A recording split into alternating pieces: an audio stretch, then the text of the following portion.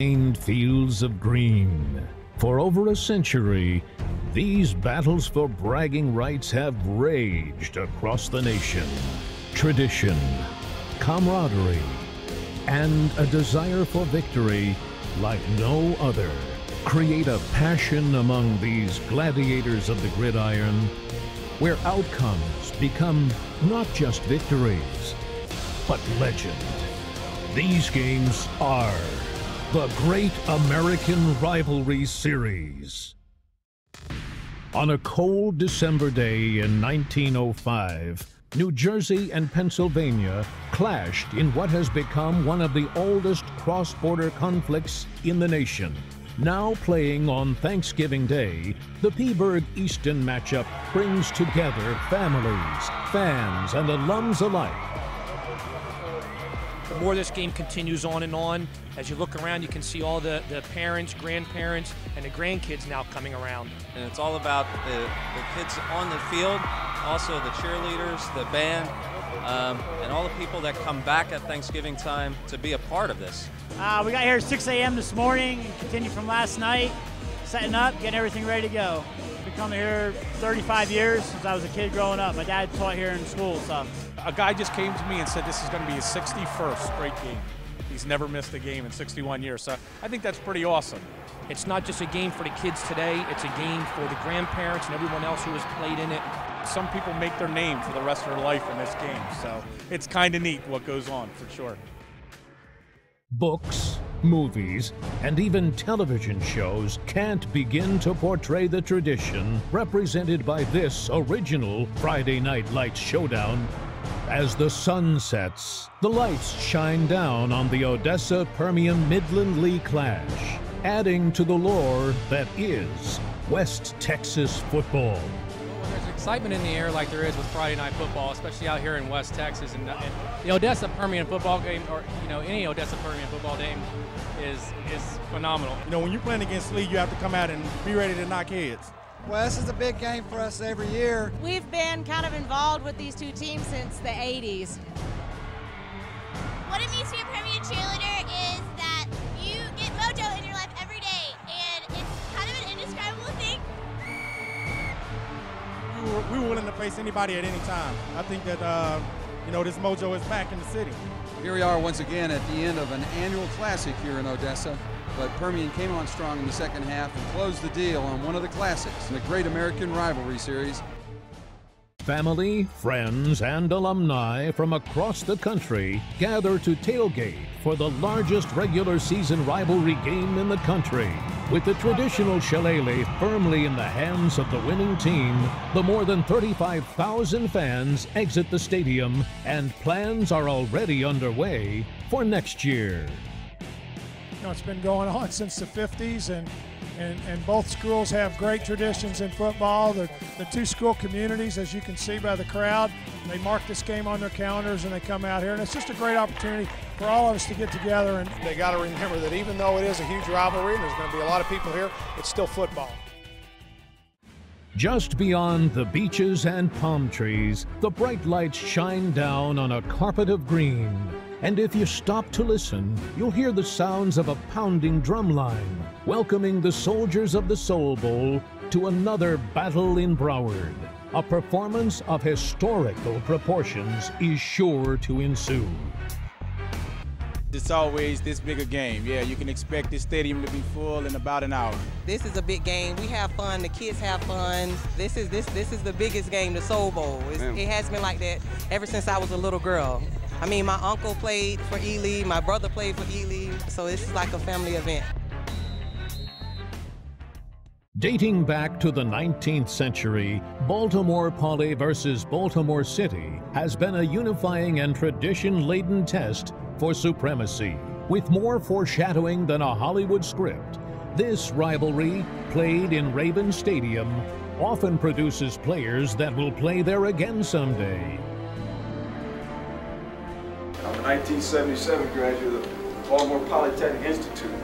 My experience in high school at Poly prepared me for the rest of my life. Don't leave anything on the field. When you walk away from this ball game, you say to yourself, I gave it all I had. It was kind of like the Detroit Lions and the Dallas Cowboys, but it was a local event and it was big time in this area.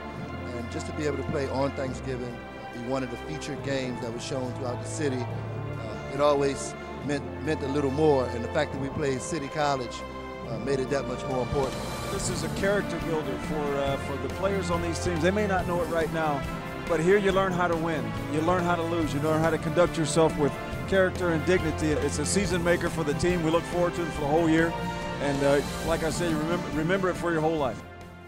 The first time these two schools met, there were no helmets, no pads, just football. With the NFL Football Hall of Fame just footsteps away, the tradition represented by the annual clash between Massillon and McKinley has few rivals in the state of Ohio, as these classic warriors fight for the right to own the day.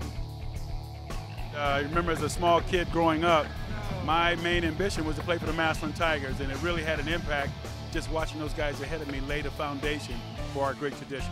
Still a great series.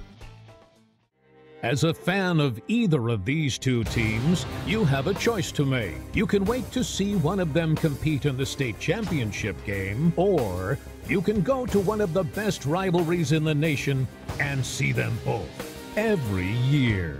This is the Backyard Bowl between Jenks and Union. Well, we're 11 miles apart. We're the second and third largest schools in the state of Oklahoma. It's not hard to, play at your best when, 35,000 people are watching you scream. If it was a 30-point game right now, it wouldn't be over. I've seen so many wild things, and that's probably why it's a great rivalry, is that it's never over until the last snap.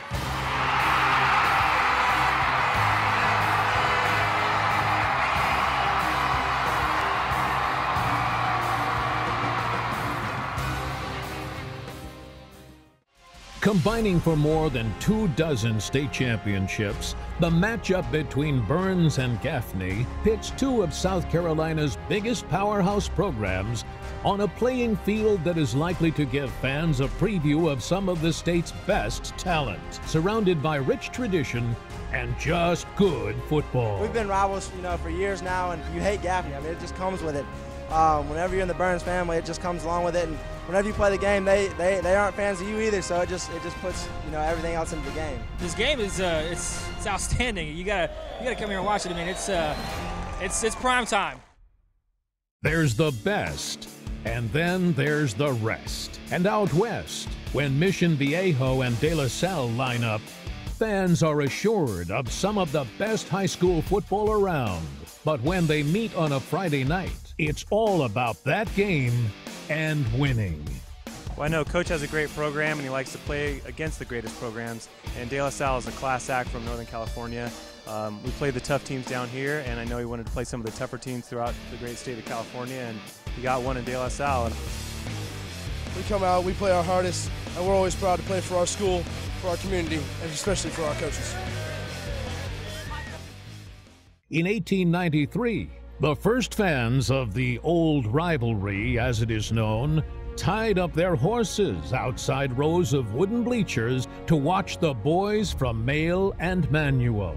This battle for the barrel predates electricity in Kentucky and epitomizes all the things envisioned as the originating game of the Great American Rivalry Series a decade ago. The crowds are the biggest, the passions are the greatest. That's where you ought to be. Everybody came to this game, whether you're a Male or a Manual fan, everybody came out to this game. It was played at the fairgrounds, which is really equivalent to this arena right here today, and it was great. It's just a terrific rivalry. The students really excited about it. And if you walk our halls, you'll see down our Male Manual Hall all the past history of this game.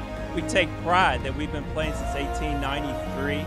And, our goal is to make sure that this game remains the sacred thing it is. Well, it means everything. If you can't get excited about Male Manual Week, there's something wrong with you. We just have activities all week long for Male Manual Week, and we're excited to be out here at Papa John's Stadium playing the game. We got a great game today, and it's just exciting for the kids.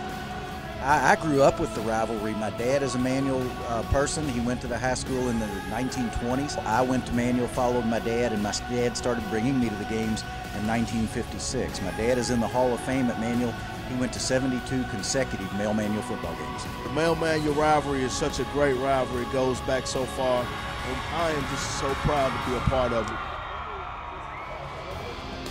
But when it comes time to put the helmets on Friday nights, and we hate each other for about 48 minutes.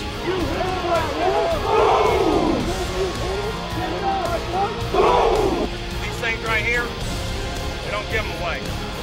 They don't give them away. We thank you for what you're doing for our country. One thing remains unchanged: the traditions as the greatest American rivalries.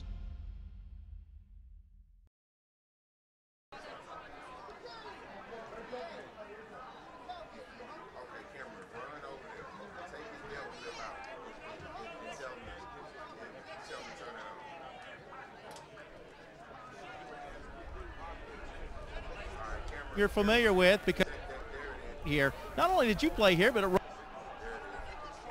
your brothers played here as well. Right, Mike, thank you. I graduated in 1980 from St. Joe's, my brother Jim 83, and my brother Tom in 89. I played in the state playoffs. Catholic.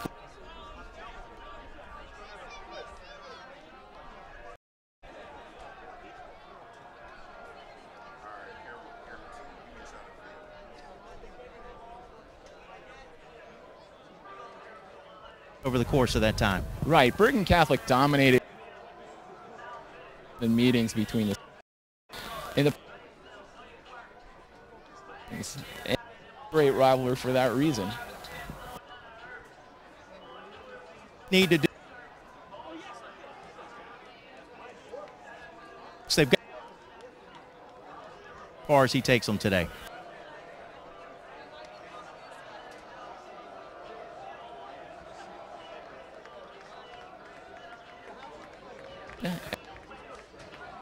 Mike Anello, Corey Russo's the running back.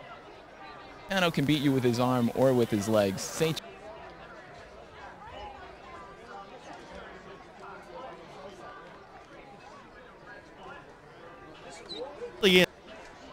Right, St. Joe's dominated last year's game. Battle, blocked punts, touchdowns. All right.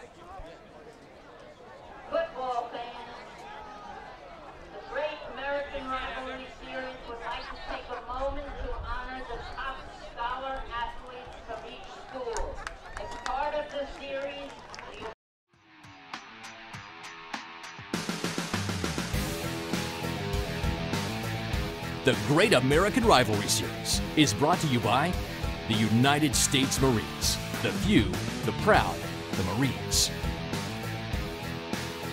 By Toyota, let's go places. By AT&T, mobilizing your world. And by Safeco Insurance. What matters to you? Excitement in the air like there is with Friday Night Football, especially out here in West Texas. It's all about it's on the field, also the cheerleading. But when it comes time to put the helmets on Friday nights, then we hate each other for about 48 minutes. To the 20, 15, 10, he's going to take it to the house.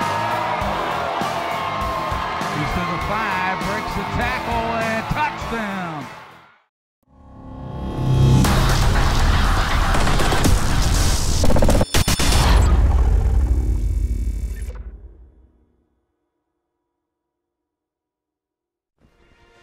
Your Marine Corps' way of life is to defend the American way of life.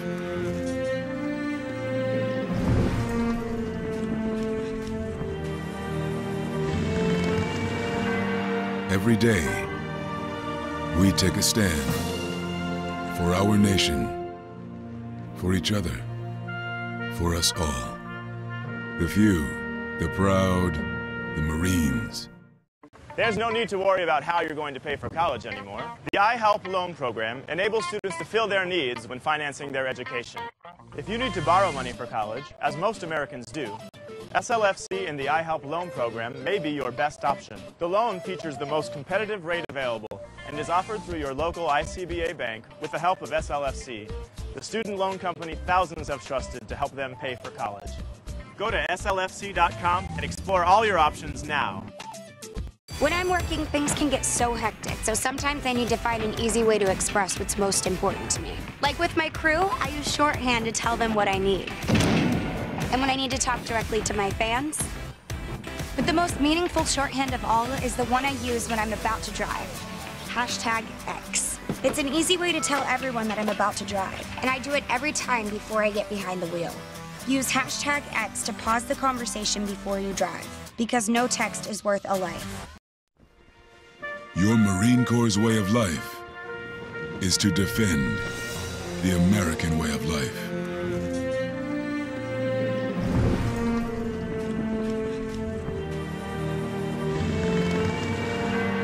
Every day, we take a stand for our nation, for each other, for us all.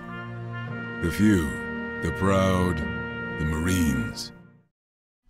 Whew, you have to be crazy to go outside in this heat, like Harry. I saw him leaving this morning with that new water thing of his. It's like a snowmobile that floats. Doesn't he worry about being swept out to sea? Or sharks? You're gonna eat that thing all over yourself. Some people want more out of life, and we insure the things that make more possible. Safeco Insurance. Find a local agent at safeco.com. When I'm working, things can get so hectic, so sometimes I need to find an easy way to express what's most important to me. Like with my crew, I use shorthand to tell them what I need. And when I need to talk directly to my fans, but the most meaningful shorthand of all is the one I use when I'm about to drive. #X. It's an easy way to tell everyone that I'm about to drive, and I do it every time before I get behind the wheel. Use #X to pause the conversation before you drive, because no text is worth a life.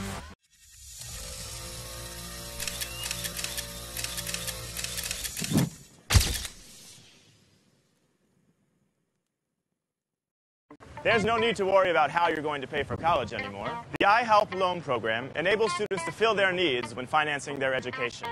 If you need to borrow money for college, as most Americans do, SLFC and the iHelp Loan Program may be your best option. The loan features the most competitive rate available and is offered through your local ICBA bank with the help of SLFC, the student loan company thousands have trusted to help them pay for college.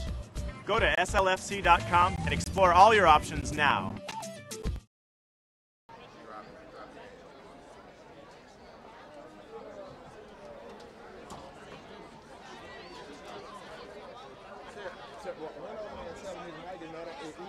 Just tell you and how you got involved with the United States Marines. Oh, definitely.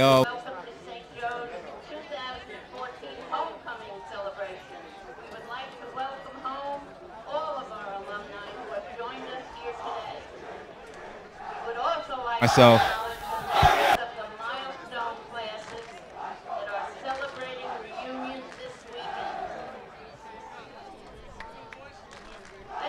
And for 6 years, and continuously pushing myself towards my limits.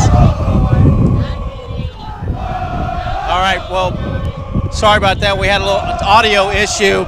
Kind of recap again. Give us a quick synopsis, background about you and how you got involved with the United States Marine. Again, this is Sergeant Jamal Braithwaite. Oh, yes, no problem. Like I said, from Essex County, East Orange. I was raised in Georgetown, Guyana. It's a different country in South America. And I came here at the age of 11. And then by the age of 18, I wanted to challenge for myself. And I feel that the Marine Corps was that place, that pride of belonging where I wanted to be, to get there. And through the 6 years of my experience, I've met goals, and I'm proud of it.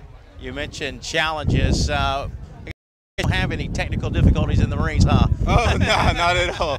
Not at all. We perfection, you know. Every day you got to push yourself past your limits. Try to be the best that you can be in everything that you do. Well, Sergeant, talk about what it's like for the Marines.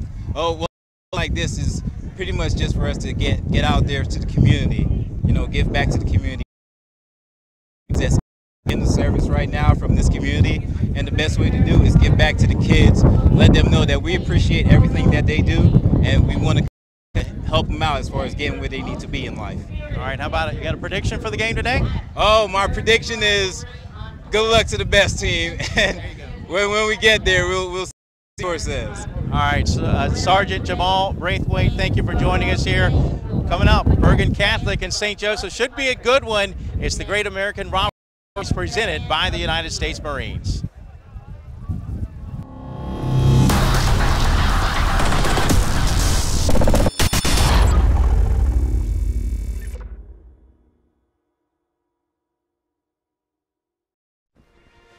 Your Marine Corps' way of life is to defend the American way of life.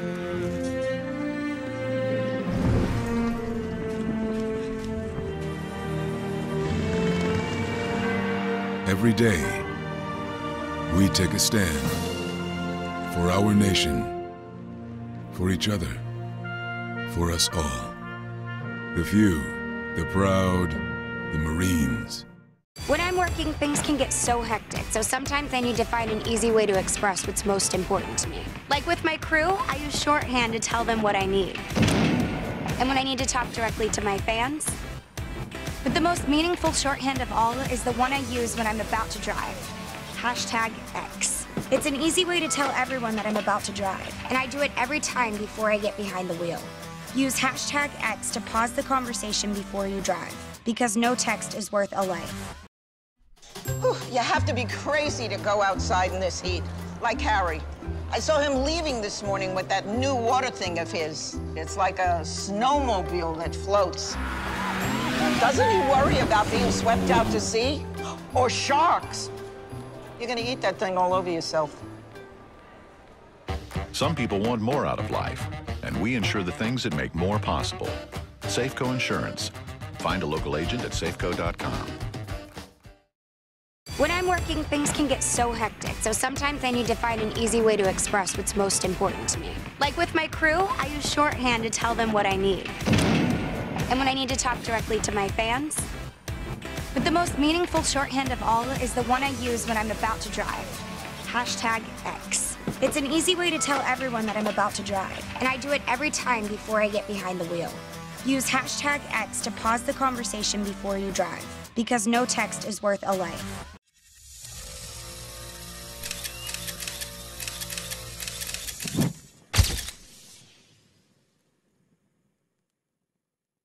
There's no need to worry about how you're going to pay for college anymore. The iHelp loan program enables students to fill their needs when financing their education.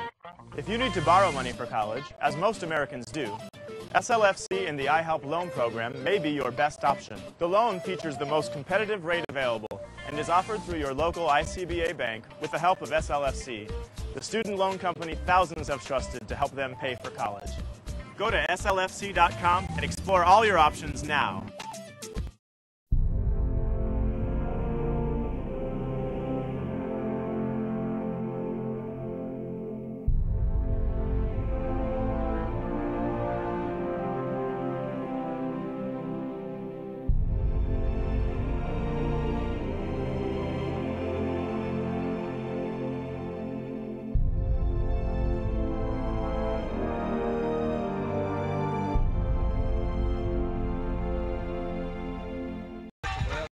Welcome back as we get ready, closer to kickoff here from Denalo Stadium.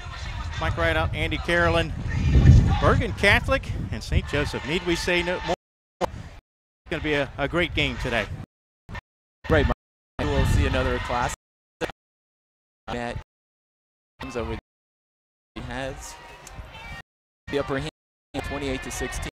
They won the 10 of the first 11 meetings, and it's been even over the last 20.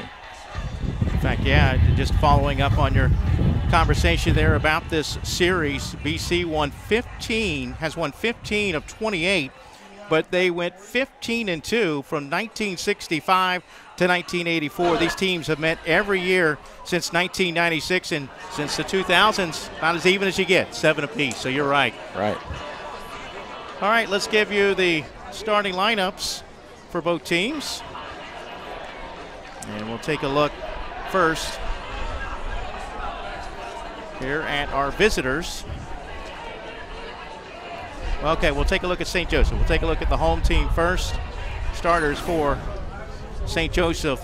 Interesting, when I first got here and I got a roster, every player on the roster is listed as an offensive player, but then we did get the correction. But here's a look at St. Joseph starters on the offensive side of the ball. Obviously, Jack Walsh will be one of the keys today at quarterback.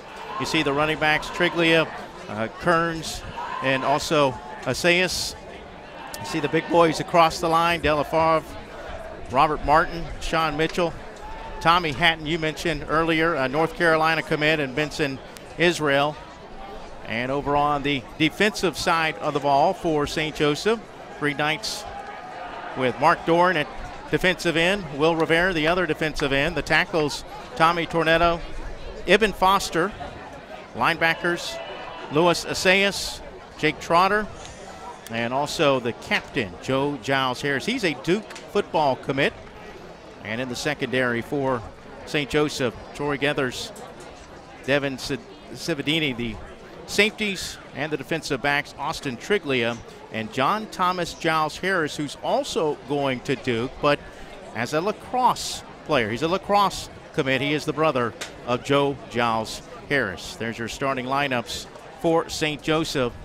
And now we switch to the other side for Bergen Catholic. The Crusaders look like this. There's the quarterback, Warren Tono. He'll be the key today for this St. Joseph football team. Running back, Russo, Coleman, Halligan, and also Shuttleworth. The wideouts, the big boys across the line there. Cruz, Feaster, Jerkovich. And over on the defensive side of the ball for Bergen Catholic, the defensive end, Sal Morrow. On the defensive side, there you go. The starters for Bergen Catholic, the ends, Morrow and Feaster. There you see the secondary up top, Johnson, Appia, Sherlock, Ty, and Riley. Cook and Norales are your linebackers. Well, we're getting a little closer to kickoff of today's game here in the Great American Rivalries presented by United States Marines.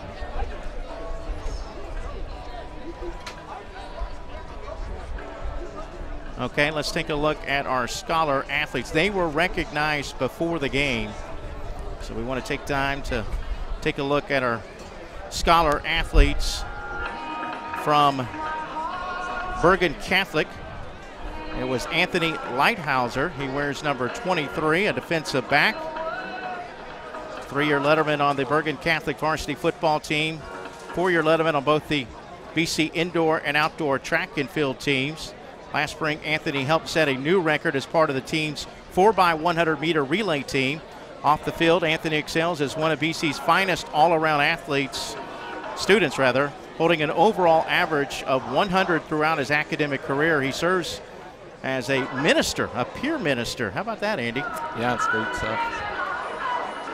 Also involved in many clubs at school, including Midnight Run, the Football Leadership Council, SHIELD, and Operation Smile. Anthony is considering attending several of America's finest universities, including Columbia, Cornell, Lehigh, Villanova, and several others. And then over on the other side for St. Joseph, Anthony Delafave. And a little information here about Delafave of St. Joseph. He is a 4-year participant in football, also a the letter of the team. He also serves as a campus ministry and as a member of the Life Club Social Street. Also the principal's list for his work in the classroom. He holds a pretty good GPA, a 92 average, and he's looking forward to continuing his playing career at the college level. So congratulations to those young men, Anthony Delafave from St. Joseph and Anthony Lighthouser from Bergen Catholic. Well, one of the teams is on the field, so I guess we will take one final break here and come back with the coin toss of tonight's game. We'll be checking in, or today's game. We'll check in with Rick Ford on the sidelines in just a moment, but Still awaiting the captains for the home team. So we'll take a break, come back with the coin toss of today's game right after this.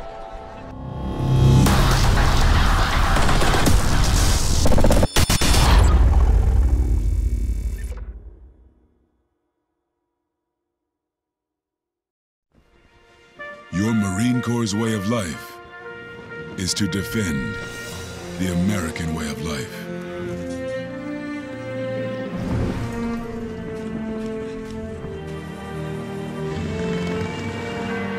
Every day, we take a stand for our nation, for each other, for us all. The few, the proud, the Marines.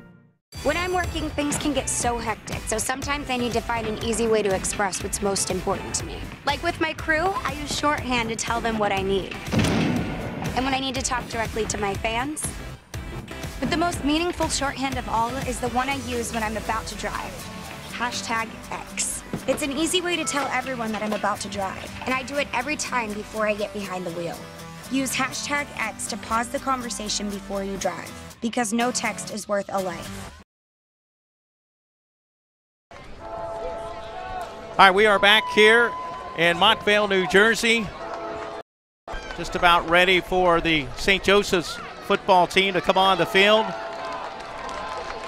The Green Knights will be wearing the green tops, the gold pants, the gold helmets. Side Bergen Catholic wearing all white with the maroon lettering and numerals and the gold helmets. There you can see the cheerleaders lined up to bring the St. Joseph's football team onto the field. St. Joseph's coming into today's game with a record of 3-1.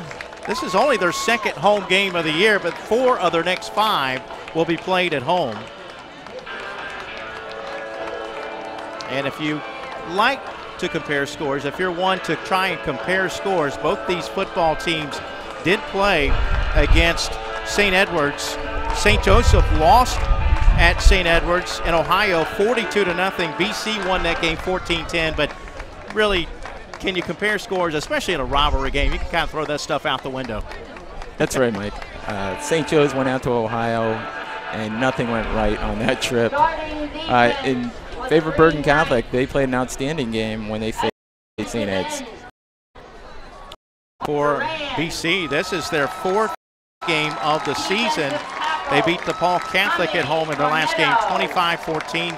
They come in with an overall record at 4-2. They're introducing the starters now on the defensive side for Bergen, or for St. Joseph.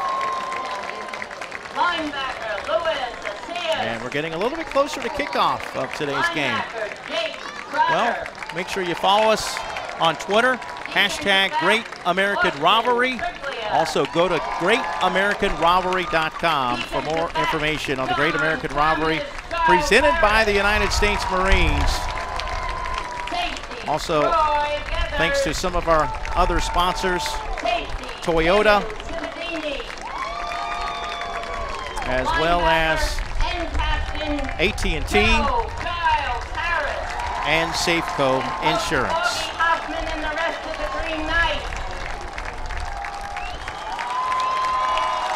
Here come the St. Joseph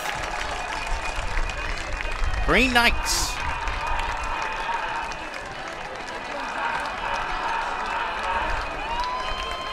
Well, fans, tonight's battle between Bergen Catholic and St. Joseph, designated as one of over 100 feature games in the nationwide 2014 Great American Rivalry Series presented by the United States Marines. Game selection for this series is based on history, tradition, great football, and awesome fans. We know the fans are awesome today. Hopefully we're going to have some great football as well.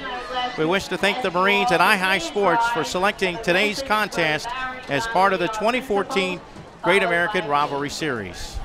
All right, we have the national anthem coming up, so Good afternoon, ladies and we'll gentlemen. take another quick break, come back with more football right after this. St. Joseph Regional High School. Please join me for our opening.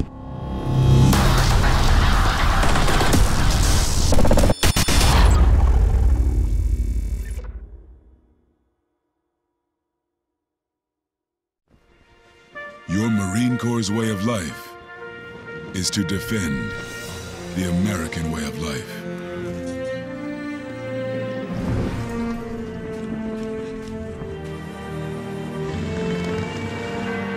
Every day, we take a stand for our nation, for each other, for us all.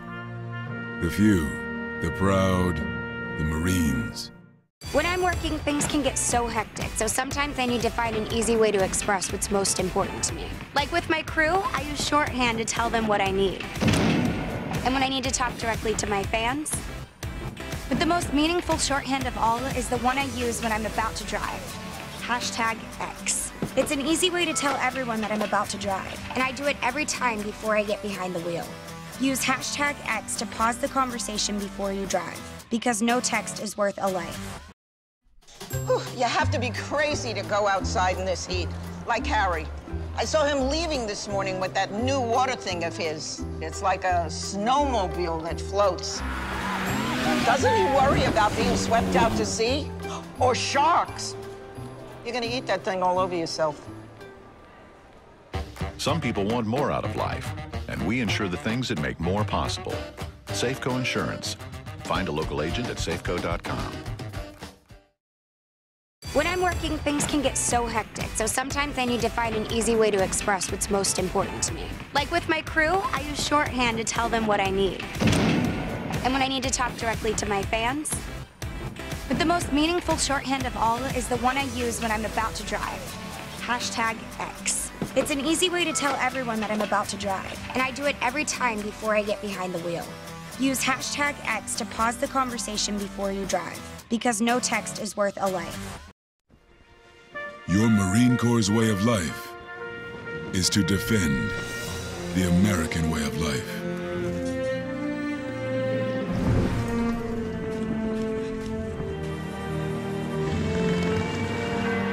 Every day, we take a stand for our nation, for each other, for us all. The few, the proud, the Marines.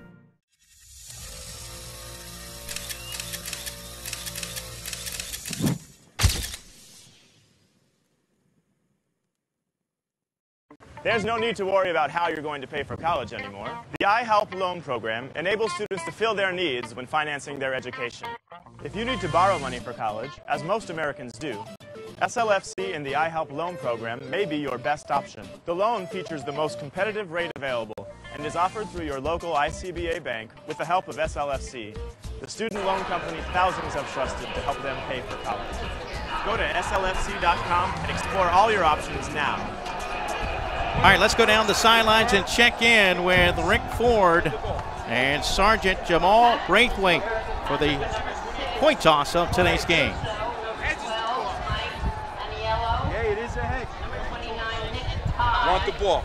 Guys, you're going to defend the scoreboard. Please turn your backs. Next to me, Bergen Catholic, face your opponents. Okay, Bergen has won the toss, and we'll receive. Gentlemen, shake hands. Have a great game. All right, so there you go, Andy. Bergen Catholic has won the toss. No surprise that they want the ball. We're going to see this outstanding quarterback first. Right, Jarrett Garantano, very dangerous. Great arm, national recruit, but he can also scramble and pick up first downs and more. Last week he rushed for 60 yards against DePaul to really ice that game. Garantano with a high number of interceptions, so I'm sure that they would like to bring that down a little bit. Augie Hoffman, the head coach for St. Joseph, and also the head coach over on the other side for Bergen Catholic is Nunzio Campanelli. Nunzio Campanelli. Campanelli, right. Okay. That's the one pronunciation I forgot to get from you. Yeah. That's kind of important, right? You got to have the head coach there. I'm sure many people have been saying that name incorrectly for years. So here we go. We are ready for football on a beautiful Saturday afternoon here in Montvale, New Jersey. Glad to have you aboard wherever you may be. Gavin Haggerty set to place the ball down on the 40-yard line. 12 minutes up on the board. We'll play 4 12-minute quarters. to determine who comes out on top in this big rivalry game. Part of the Great American Rivalry Series presented by the United States Marines. Back to receive it for Bergen Catholic, Ryan McCarthy on the near side. And to his right, I believe that is number 8. Manny Appia. Manny Appia. Appia is a 6'1" junior.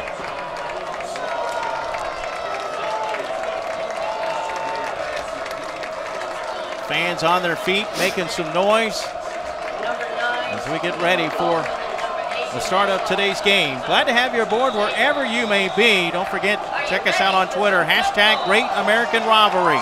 And here comes the kick, end over end. It's going to be returned from inside the 5-yard line, back near the goal, straight up ahead, across the 15, up to the 20, and down at the 23-yard line. That's where Bergen Catholic, the Crusaders, will start on offense first. And as we mentioned, their quarterback, a good one, Jarrett Guarantano, 6'4". He's got the size too, 6'4", 200. Yeah, Mike, he's also a speedster. He's one of the fastest players on the Bergen Catholic team. If you took away his lost yardage, he would be the leading ground gainer, 468 gain, but he's lost 234, so a net of 234 yards. Corey Russo, 89 carries, 372 yards, and Guarantino will work with an empty set in motion to the near side as Russo, and guess who? It's going to be the quarterback, Guarantino, keeping it across the 25 up to the 26-yard line. A gain of just a few. That'll bring up second down. Yeah, for St. Joe's, that was Joe Giles Harris on the tackle. Joe is off to Duke next year, a national recruit. So a gain of 3. That'll bring up second down and 7 for the Crusaders. Guarantano will work with 3 receivers to his left, 1 receiver to his right. And this time he will hand the football off, running off right tackle. That is Russo, who I mentioned just a moment ago. Russo with 372 yards rushing, 5 touchdowns on the year. He's up to the 30, but it's going to bring up a big third down play.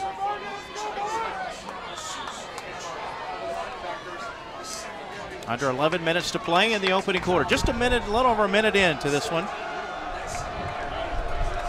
3rd and 3 for the Crusaders. Guarantano will work with 2 receivers this time to his left, a wingback also to his left. Guarantino to throw, and he had the time, and a pass is caught on a great tip. Boy, how about the play by Gene Coleman, Andy, tipping the ball, the concentration to stick with it and come down with it. That's right, Mike. That was great concentration. Austin Triglia had good coverage on the play. Coleman stuck with it, made the catch for the first down. Coleman, a 6', 190-pound junior. That moves the chains. First down and 10 for the Crusaders from their own 40-yard line. 5 men on the line of scrimmage now, 6 up front. And the handoff once again to Russo. And Russo takes it between the tackles up near the 43-yard line, what will bring up second down and 7. Joe Giles in on another tackle. Giles Harris and Louis Aces have been the leading tacklers for St. Joe's this season.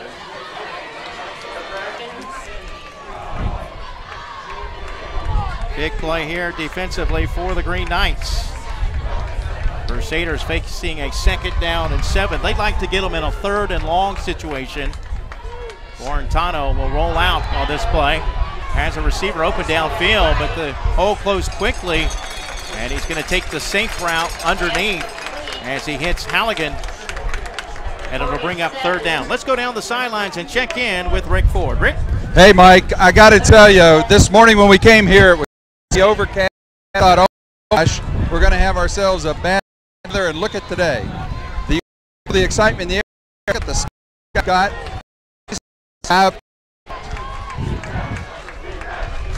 Well, it is a beautiful day, but it is windy. It is a very strong gush that Bergen Catholic is moving towards. And on the quarterback keeper, Guarantano will not get it. as he is tackled in open space. A good play defensively by Joseph Giles Harris. Right, that was one of the keys, to put pressure on Garantano and to contain him.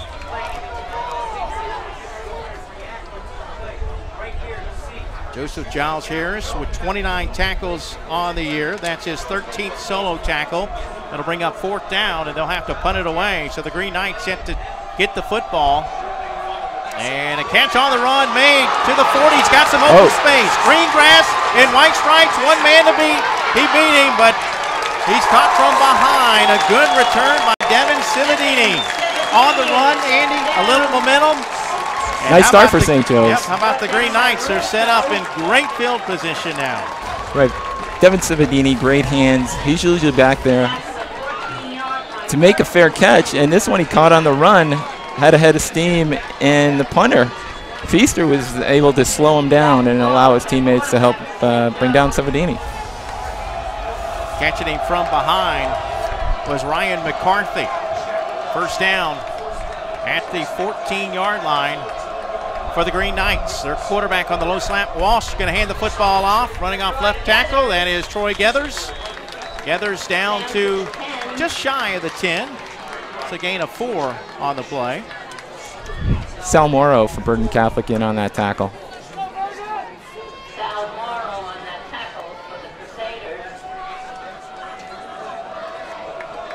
All right, so 2nd down and 6. Augie Hoffman, the other coach for St. Joseph. We'll talk to him coming off the field at the end of the first half. Not much running room inside for Austin Triglia.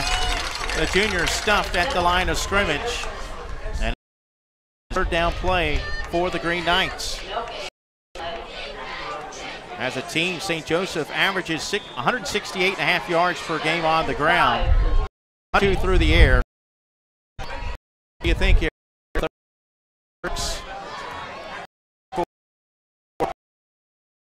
Yes, Zima has been a target so far. On the play action, he gets hit as he releases it, and it's going to go in. Goal. Giles Harris. That's Joe's 2nd touchdown reception on the season, and Jack Walsh's 9th touchdown pass. Take a look at it again on the replay, Andy. There was pressure, but quick release. Joe Giles Harris is just a strong athlete, good speed. Gavin Haggerty will try the extra point. And that coming on a 3rd down play. And I like the play there. Knowing that he was going to take a hit, Walsh stood in the pocket and connected. And the extra point try is through the uprights. The kick is good. 7 minutes, 35 seconds to play in the first quarter, aided by the punt return. A 7-0 lead by St. Joseph. A great start here at home, Andy. Couldn't ask for a better start for the Green Knights. For Walsh, that is his 9th touchdown of the year. Only 2 picks this year for the senior quarterback. I'd like to see your seniors making plays. Not only is this a rivalry game, but it's homecoming today as well. Does it feel like homecoming, you being the former St. Joseph player? Right, and one of the classes that's celebrating a reunion is the class of '89. My brother Tom graduated in '89. He's here with his family.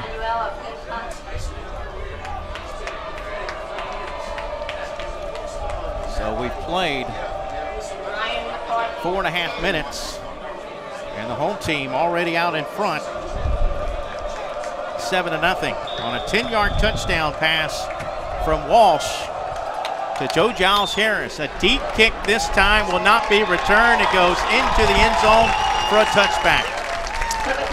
That's Haggerty's 5th touchback of the season. So the Crusaders will go back on offense, this time trailing 7-0.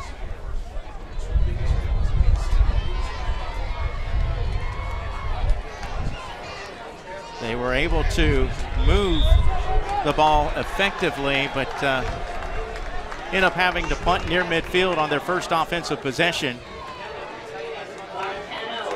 Laurentano will hand the football off. A big hole up the middle. And that is Corey Russo, their senior running back. with a first down carry. I believe he's got the first down. Actually, they're going to put it down just shy of the 30-yard line. And that will bring up second down and inches. No, actually it is signaled a first down now. That is a signal for first down.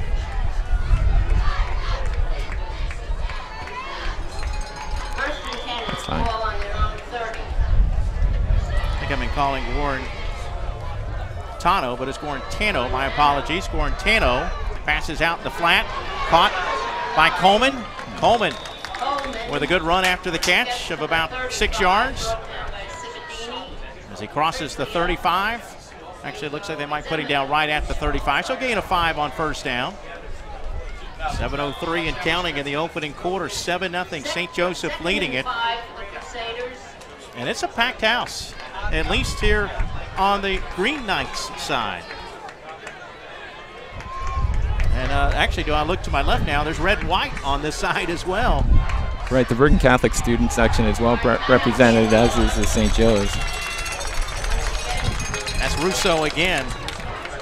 He's just shy of the first down. So a third down and short coming up for the Crusaders. Third down and short for the Crusaders.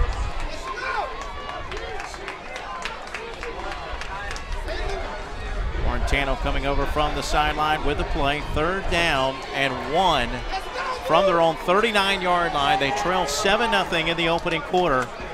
Guarantano will work with 2 receivers to his right. In motion to the near side is Russo.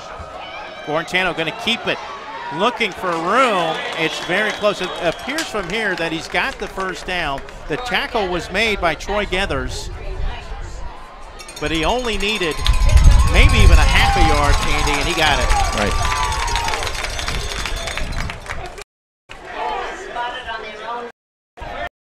First down for the Crusaders.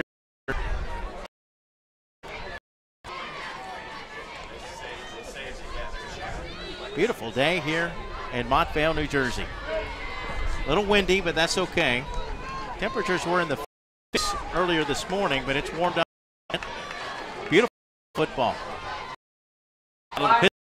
Guarantano, 3 receivers.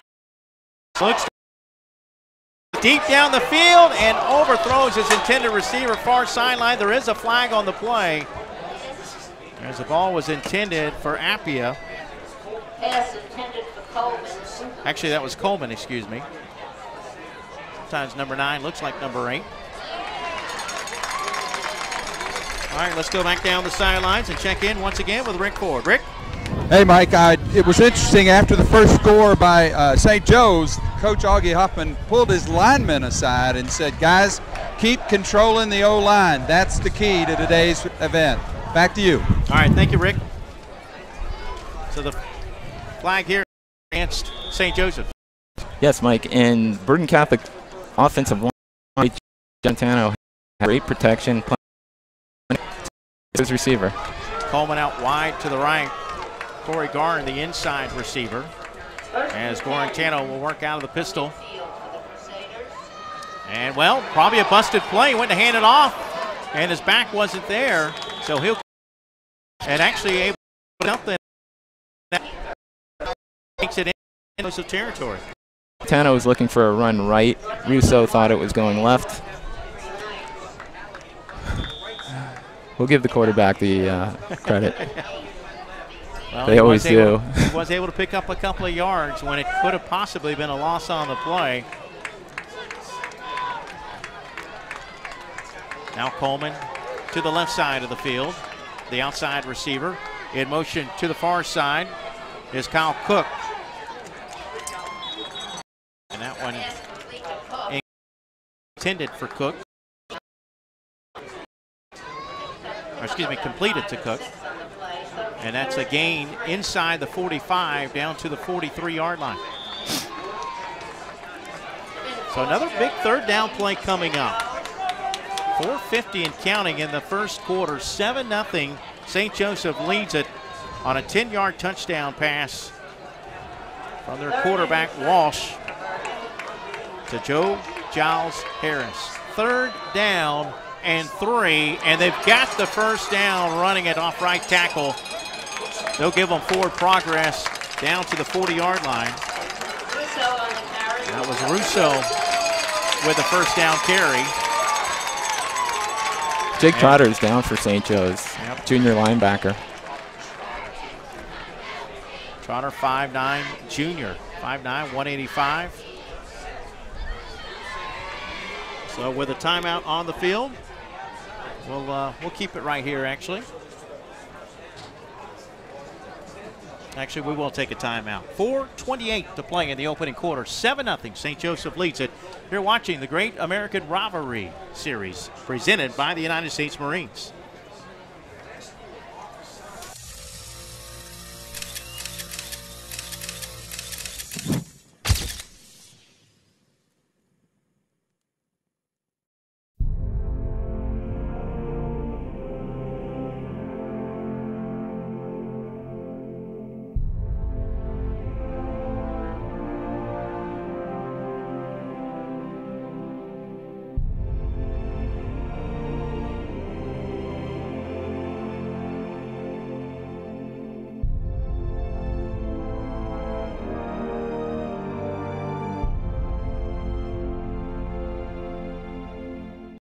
Mike Rideout along with Andy Carolyn, also Rick Ford. There you see the player that was shaken up for St. Joseph.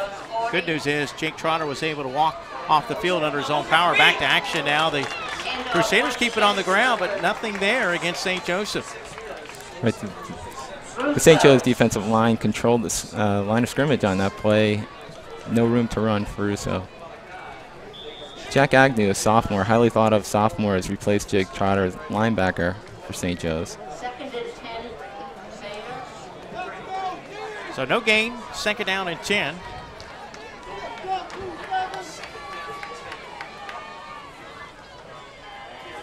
Orentano, high snap, brings it down, looks to throw, has time, now he's going to run with it. And he's grabbed from behind by big number 66. Evan Foster, 6'30". I said big. That's a big boy. Evan is big, and he's got good footwork. The St. Joe's coaching staff thinks very highly of him. He should be a highly recruited player next year. Big play there by the defensive tackle to bring up another big 3rd down play. This time, a 3rd and long situation. 3rd and 10. 3:05 and counting opening quarter. Crusaders with the football, but they trail 7-0 here on the road. And surprising, they're going to run the football, and there's nothing there for Russo. In fact, he may have lost a yard on the play. He's driven back beyond the 45. They'll give him forward progress right around the 40-yard line.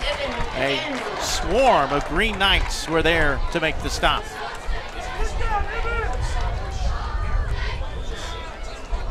Well, last time St. Joseph got a great return, a great punt return. They're hoping to do it again.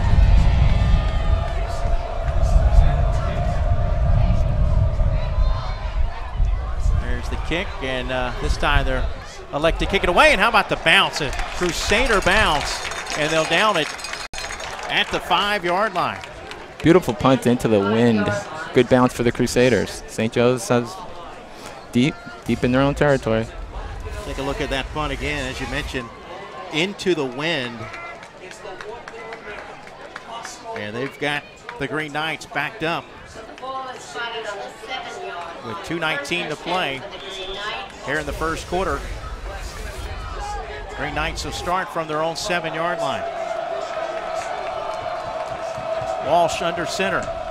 Senior will hand it off to his tailback, but he is swarmed under. It'll be a loss on the play. Loss of 1, it looks like, as they'll give forward progress to the 6-yard line. The ball carrier that time, we haven't called him yet, for the junior Kearns, who leads the team with 222 yards rushing. Brian Kearns, 5'8", 200 pounds. It's a loss on the play, 2nd down and long for the Green Knights, and once again they'll run it with Kearns. And Kearns will give them a little breathing room out across the 7, up near the 8. But it's going to bring up a big 3rd down play. So a big opportunity here for the Crusaders, Andy, because if they can hold them, they look to have excellent field position. Right, if St. Joe's can't get a first down on this, Bergen should get the ball on the St. Joe's side of the 50. See Walsh coming in with the play. Again, the big boys up front. Delafave, Martin, Mitchell, Patton, number 76, the North Carolina commit, and Israel. 3rd down and 10 for the Green Knights. Crusaders have just about everybody in the box, and they're going to throw for a loss. A big play out in the open field made by Jack Riley. And he almost came up with a safety. That was John Thomas Giles Harris on a carry.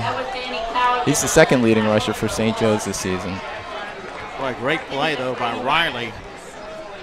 And they're going to have to punt now from their own end zone.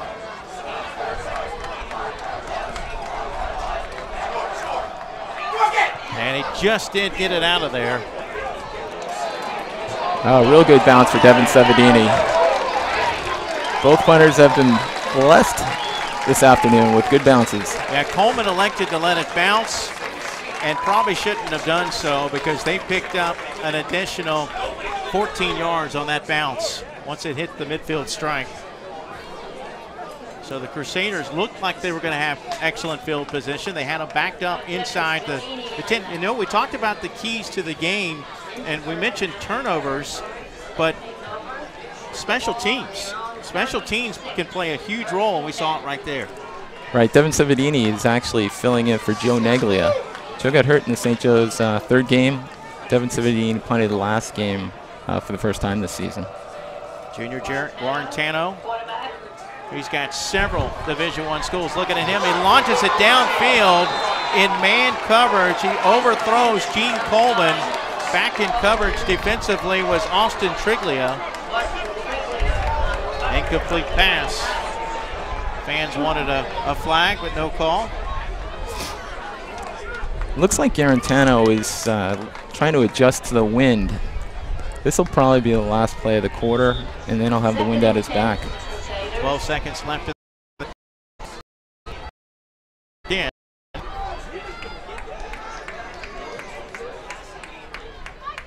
Garantano, as a flag is thrown.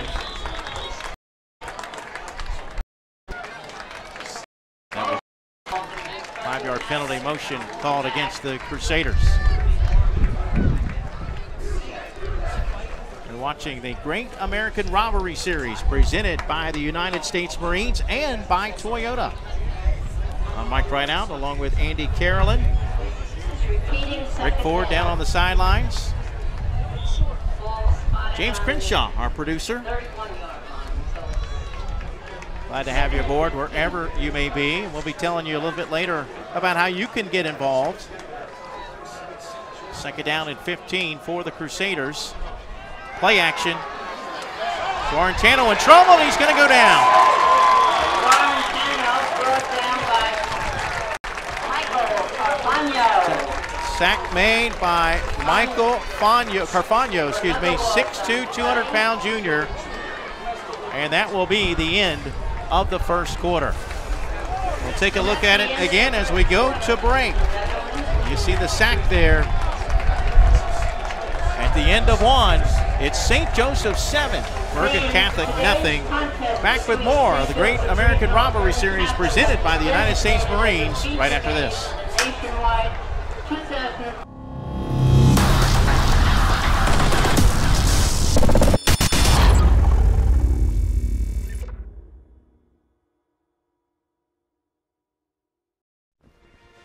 Your Marine Corps' way of life is to defend the American way of life.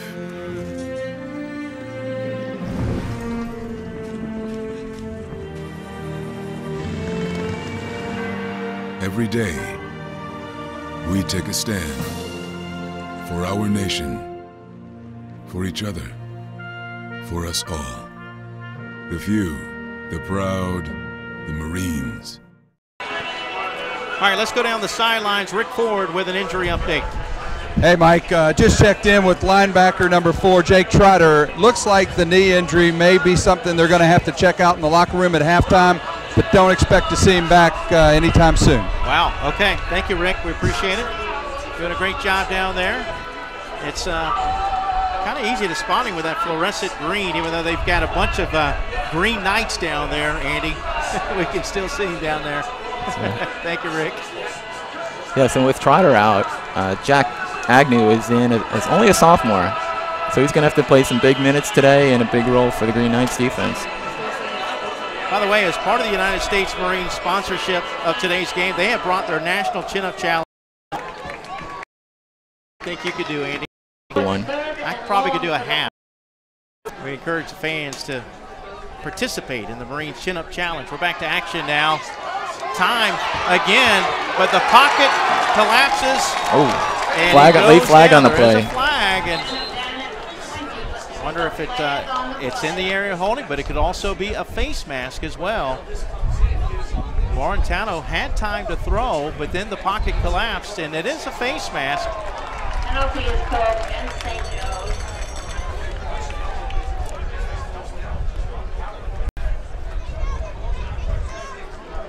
And those are the types of things that will drive the coaching staff nuts. Augie Hoffman certainly has to be disappointed that they had the sack there, but the face mask penalty kind of bailed them out a little bit. It will bring, it's just a 5-yarder, not the personal foul. That would have been the biggie.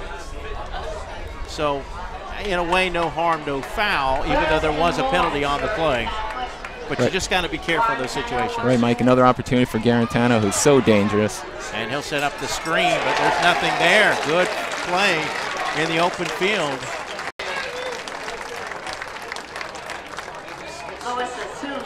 The stop made by Louis Assayas, right? Close enough. That's how it was told to me. Yes, I agree.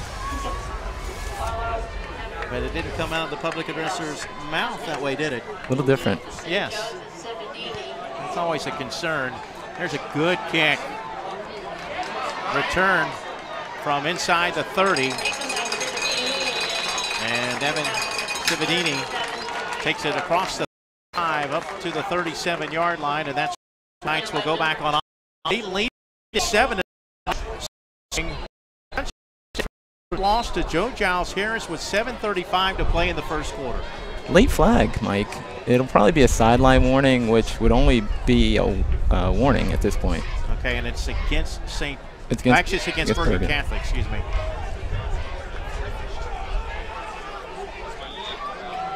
The ball in their own 38, first and 10 for St. Joe's. Green Knights first down and 10 from their own 38-yard line, and the quick shovel to Austin Triglia across the line. So far, offensive coordinator for St. Joe's, Rob Stern, has been fairly conservative. In 3 of the first 4 games, he opened up play with a bomb. Once to Triglia and twice to Ugo Izima for touchdowns. Gain of a couple, second down and 8. Walsh with a receiver in motion, a flag on the play. Looks like the right side of the St. Joe's line moved. That was John Thomas Giles Harris in motion. 5-yard penalty. We'll take it back to the 36-yard line.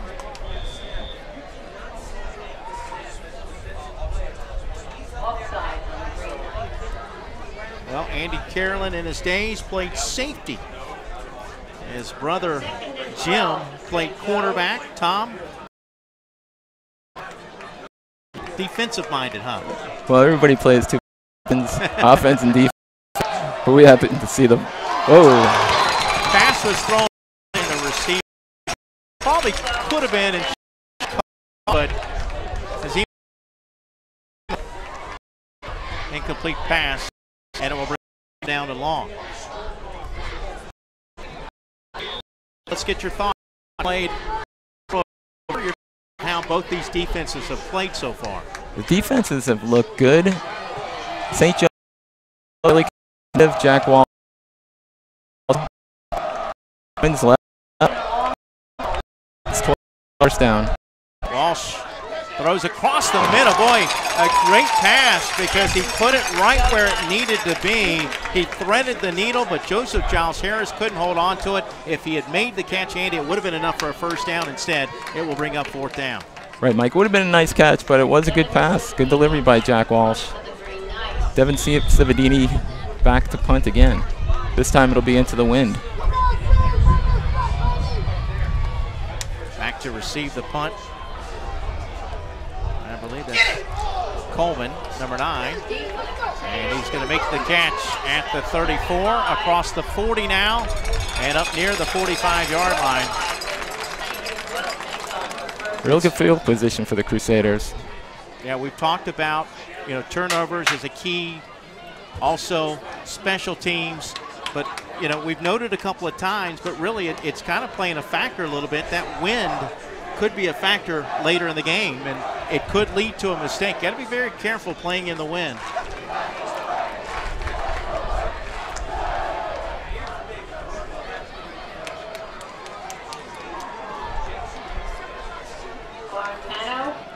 All right, first down and 10 for the Crusaders out of the pistol. Garantano handing it off. Somebody got the shoelaces of Russo. He trips him up after a gain of a couple. I'll mark you down at the 47-yard line. That was a big man, Evan Foster again on that tackle. Rick Ford handing over to the student section. Be careful, you get lost in that mass sea of green.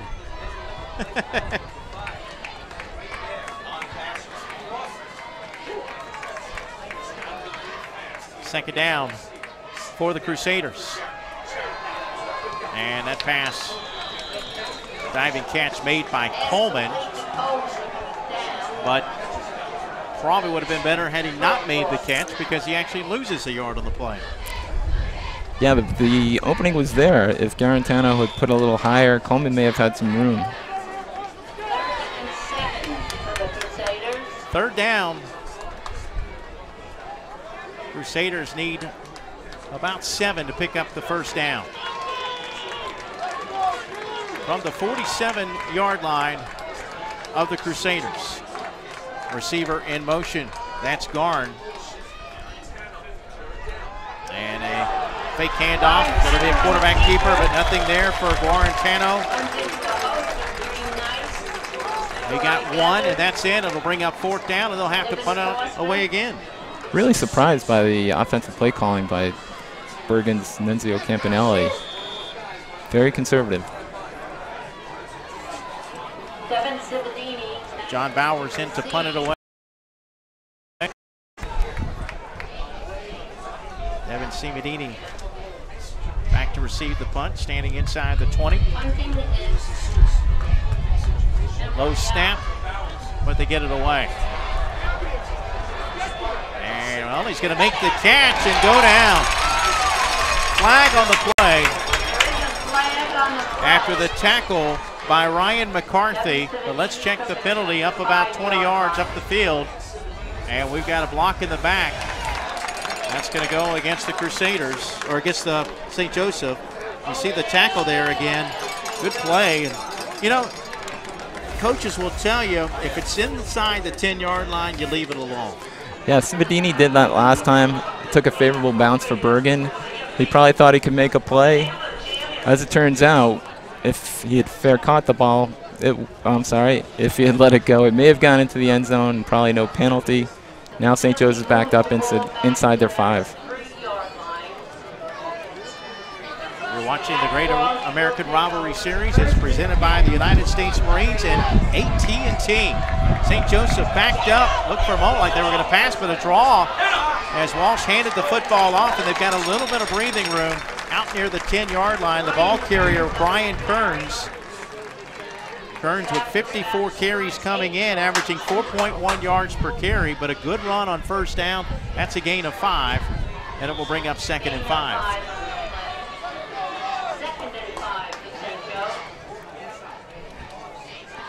Rick Ford is in the student section. I don't know if we can find him or not with our camera. He'll stick out a little bit with that fluorescent green, but he's amongst the Green Knights. Another run play and a good power run that time by Kearns, as Kearns takes it up to the 15-yard line, and he's got a Green Knight first down. Well, Andy, that's what they needed. They were backed up deep in their own territory. Kearns with 2 good runs, back-to-back gains of 5 yards to get them a first down. Yeah, Kearns has been carrying the bulk of the workload for the St. Joe's rushing game, and the offensive line really helped out on the last 2 carries. Another run play. That's Kearns again, I believe, across the 20. That is Kearns, and he's running like a man possessed. Yeah, nice job by right guard Benson Israel on that one. He pulled out along with Anthony Delafave to give Brian Kearns some running room. Got 8 yards that time, 2nd down and 2. This time it's not Kearns. They do stick to the run. That'll be about a yard shy of the first down, a gain of 1. Ball carrier JT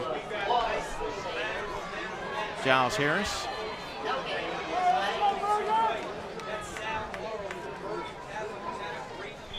Third and a short 2. So 3rd down coming up. They need a long one. And they've got it. Looks like a first down. It'll be a first down just across the 25-yard line. Good strong run between the tackles. And that was Kearns. Kearns once again picks up a first down. Well, the one thing they have to be careful about is don't go to the well once too often. Now I would go with play action and throw the football, but again, I'm broadcasting the game. Oh, how about this?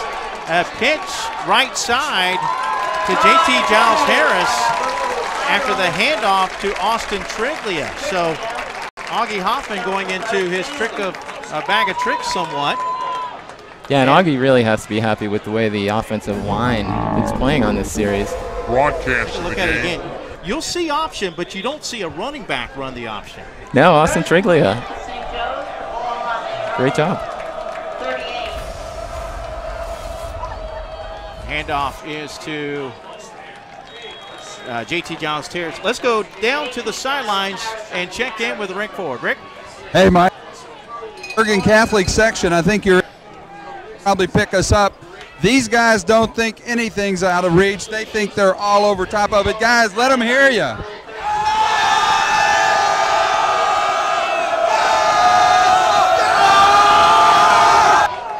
Go. All right, thank you, Rick. He's a little easier to spot in the red and white than he is in the green, wearing that neon green shirt down there, fluorescent shirt.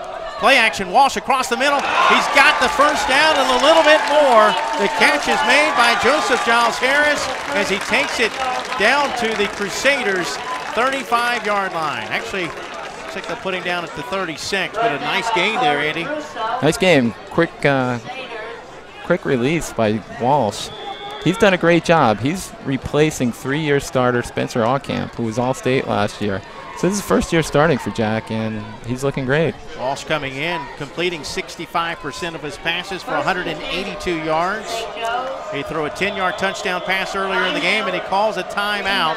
That will stop the clock with 4:06 to play. Actually, the official spot is the 35-yard line. We'll take a break. 4:06 left in the half. Green Knights on the move again. You're watching the Great American Rivalry Series presented by the United States Marines.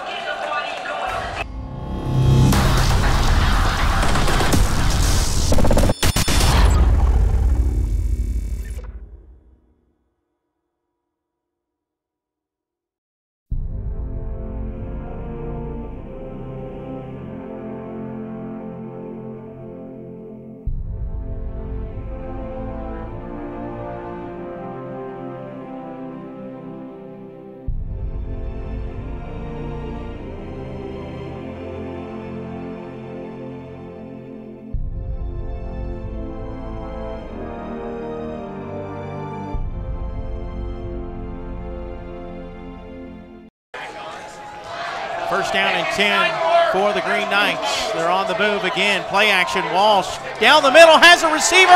It's caught, 10-5, touchdown, Hugo Izama. Yeah, for Ugo, that's the 6th time he's hooked up with Jack Walsh this season for touchdown. 13-0 St. Joseph. Walsh right on the money. Attempting the point after. Gavin Haggerty holding Jack Walsh. Gavin Haggerty in for the point after. The senior right-footed kicker looking to put St. Joseph up 2 touchdowns. And the kick is up and through the uprights. The kick is good. 3 minutes and 59 seconds to play here in the first half. 14-0. Back with more at the Great American Rivalry Series presented by the United States Marines.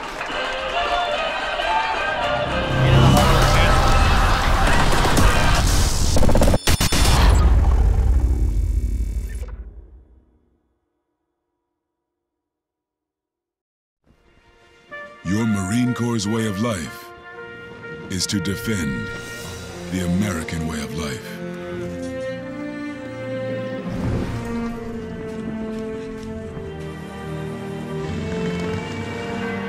Every day, we take a stand for our nation, for each other, for us all. The few, the proud, the Marines. All right, 14-0. St. Joseph as Walsh has thrown his 2nd touchdown pass of the game. This one from 35 yards out to Ugo Izima. Did I get it right that time? Izima. Ryan McCarthy. This kick angling to the sideline.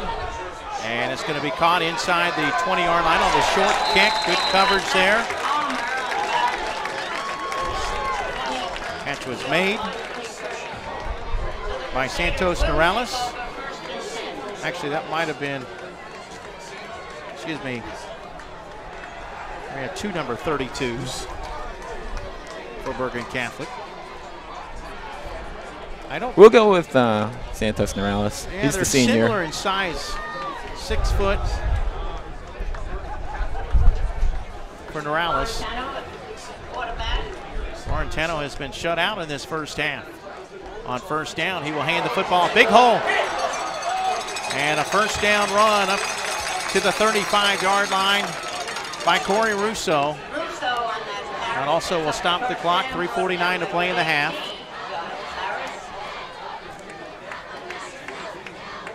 Real nice job by the Bergen Catholic O-line on that play. Plenty of time for Bergen Catholic right here. Just under 4 minutes to play in the half, down 14-0. Pass left side, that one's caught by Anello. And Mike Anello, the senior tight end, with a gain of a couple. Joe Giles Harris and Troy Geathers out there waiting. They read it.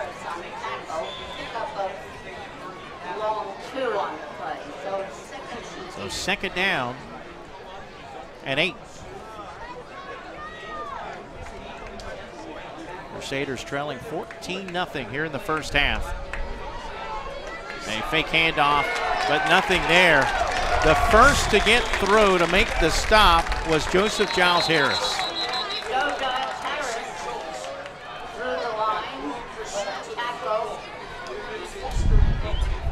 We mentioned in the pregame, Joseph Giles Harris, a Duke commit, but his brother, John Thomas Giles Harris, or JT Giles Harris, a lacrosse commit, also will be attending Duke. Real nice for his family. Parents can go down in the fall and in the spring to watch their sons. 3rd down and long. Plenty of time to throw across the middle, and he finds his receiver in triple coverage. Somehow was able to get it into Coleman. A beautiful pass for a first down. Right, when the Crusaders give Garantano time, he will make a big play, and that was a beautiful pass down the middle. Take a look at it again. Garantano had time. His offensive line has done a good job, and he throws it right in there amongst the green and gold jerseys. Garantano, 1st down and 10, wants to go for it all, has a receiver, but he overthrows the intended receiver. Corey Garn had beaten his man by a couple of steps. Incomplete pass inside the 10-yard line. Again, St. Joe's wasn't able to put any pressure. It looks like they're waiting for Garantano to run instead of forcing him out of the pocket. Second and 10 for the Crusaders. So second down and 10. This time they've got the wind at their back. And they'll run it straight ahead with Russo. And Russo with a good carry inside the 35. He's close to another Crusader first down. Great individual effort by Russo on that play. It'll bring up 3rd and short.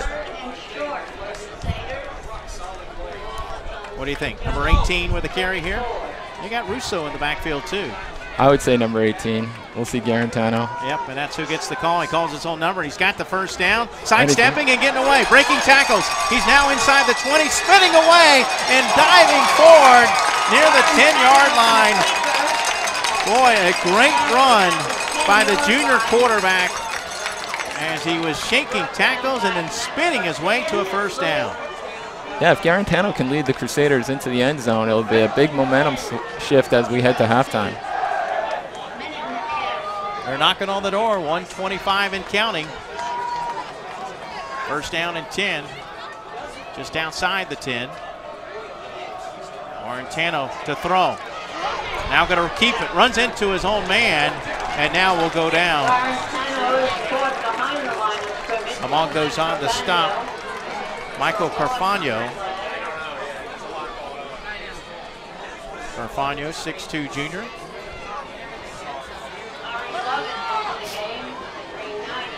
So it's a loss on the play, back outside the 15 to the 16. They can pick up a first down without putting it in the end zone. They'd have to get it down to the 3. Under a minute to play here in the second quarter.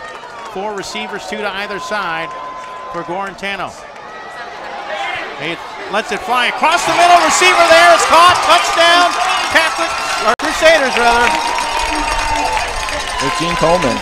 Gene Coleman, their junior wide receiver.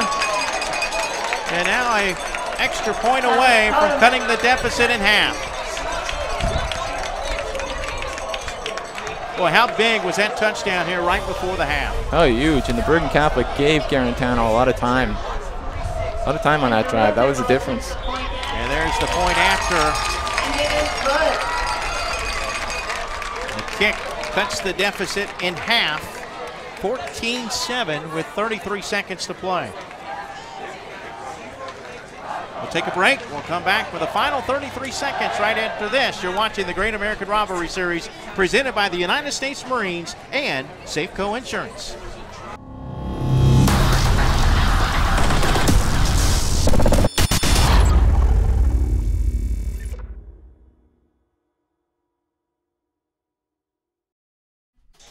You have to be crazy to go outside in this heat, like Harry. I saw him leaving this morning with that new water thing of his. It's like a snowmobile that floats. Doesn't he worry about being swept out to sea?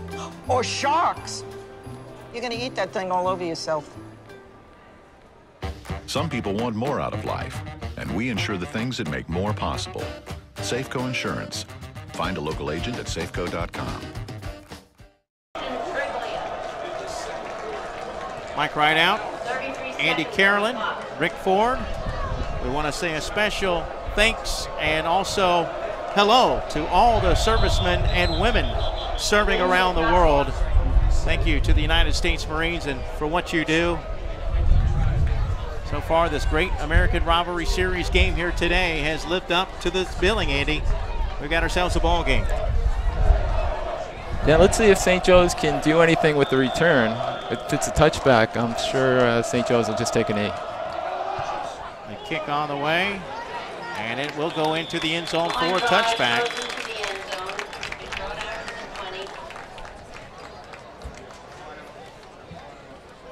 So with 33 seconds left, I would imagine St. Joseph will probably take a knee here or at least run the clock out.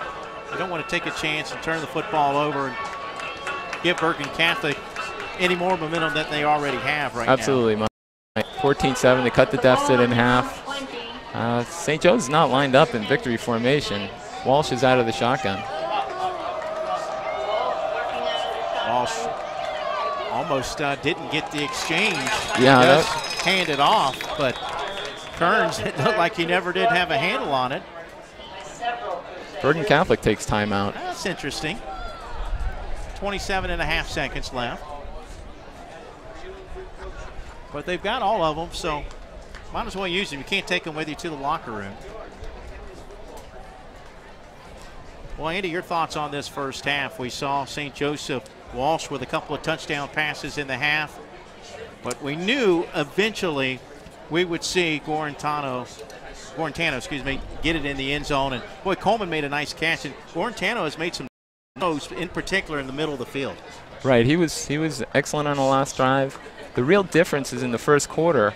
The punt return by Devin Cividini set up a short St. Joe's touchdown drive.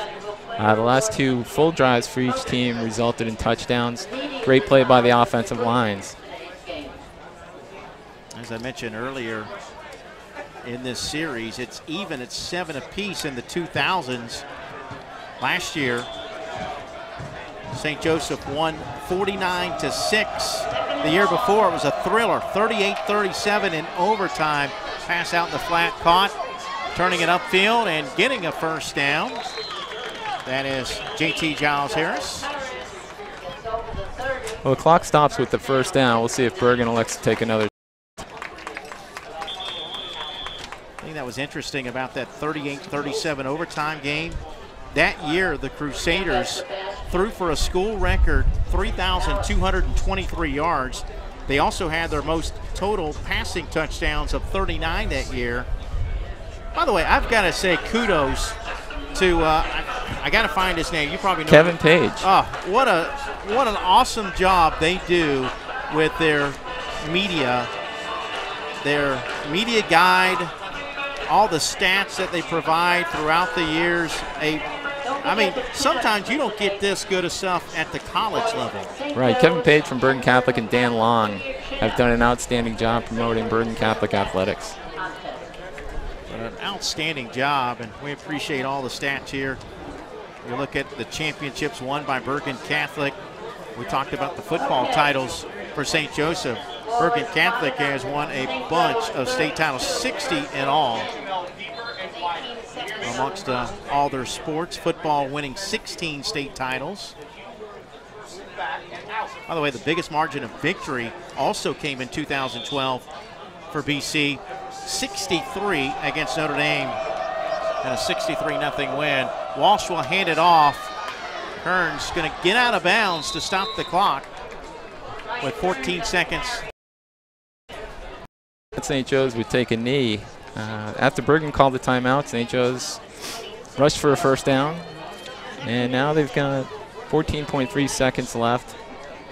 And the ball set at the 36 of St. Joe's.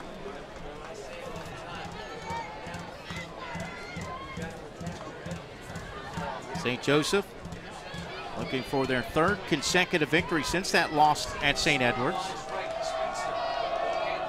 And they'll keep it safe here. And that'll take us to the end of the first half. Crusaders also looking for their second consecutive win after the win against Catholic last weekend. That is the end of the first half.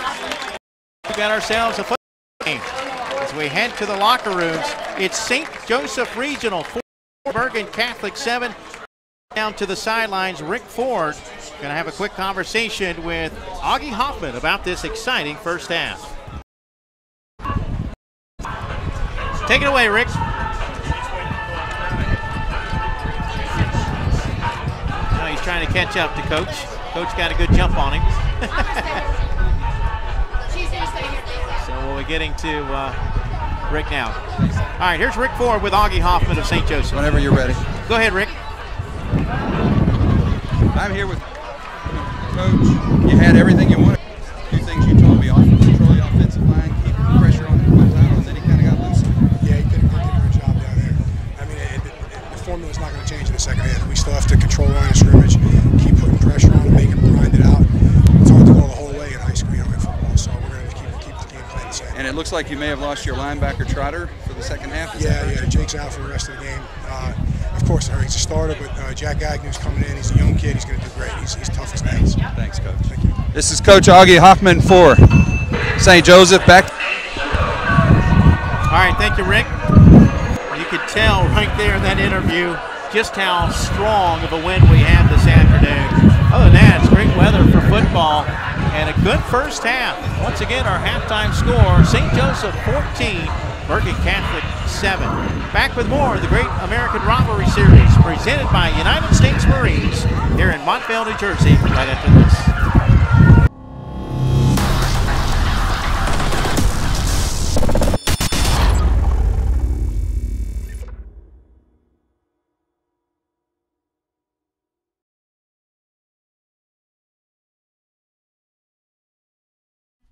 Whew, you have to be crazy to go outside in this heat, like Harry. I saw him leaving this morning with that new water thing of his. It's like a snowmobile that floats. Doesn't he worry about being swept out to sea? Or sharks? You're gonna eat that thing all over yourself. Some people want more out of life, and we insure the things that make more possible. Safeco Insurance. Find a local agent at safeco.com.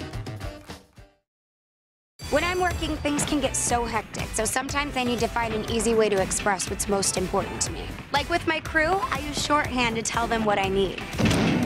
And when I need to talk directly to my fans. But the most meaningful shorthand of all is the one I use when I'm about to drive. #X. It's an easy way to tell everyone that I'm about to drive, and I do it every time before I get behind the wheel. Use #X to pause the conversation before you drive, because no text is worth a life. Your Marine Corps' way of life is to defend the American way of life.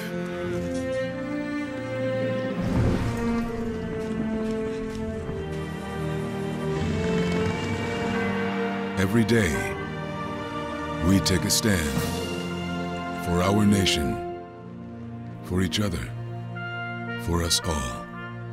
The few, the proud, the Marines.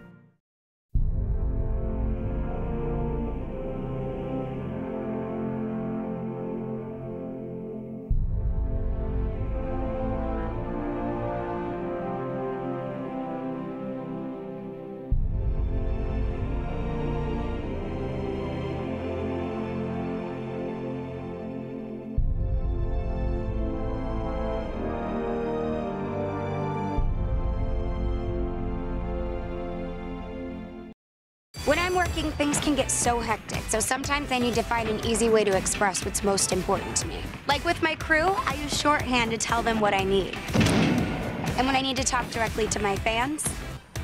But the most meaningful shorthand of all is the one I use when I'm about to drive. #X. It's an easy way to tell everyone that I'm about to drive, and I do it every time before I get behind the wheel. Use #X to pause the conversation before you drive, because no text is worth a life. Your Marine Corps' way of life is to defend the American way of life.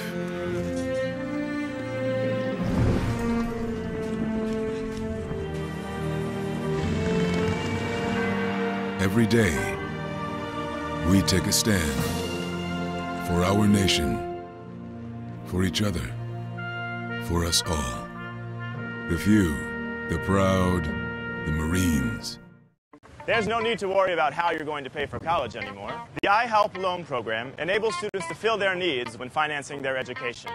If you need to borrow money for college, as most Americans do, SLFC and the I Help Loan Program may be your best option. The loan features the most competitive rate available and is offered through your local ICBA bank with the help of SLFC, the student loan company thousands have trusted to help them pay for college.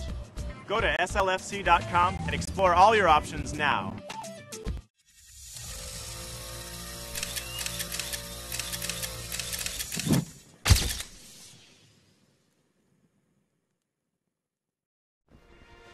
Your Marine Corps' way of life is to defend the American way of life.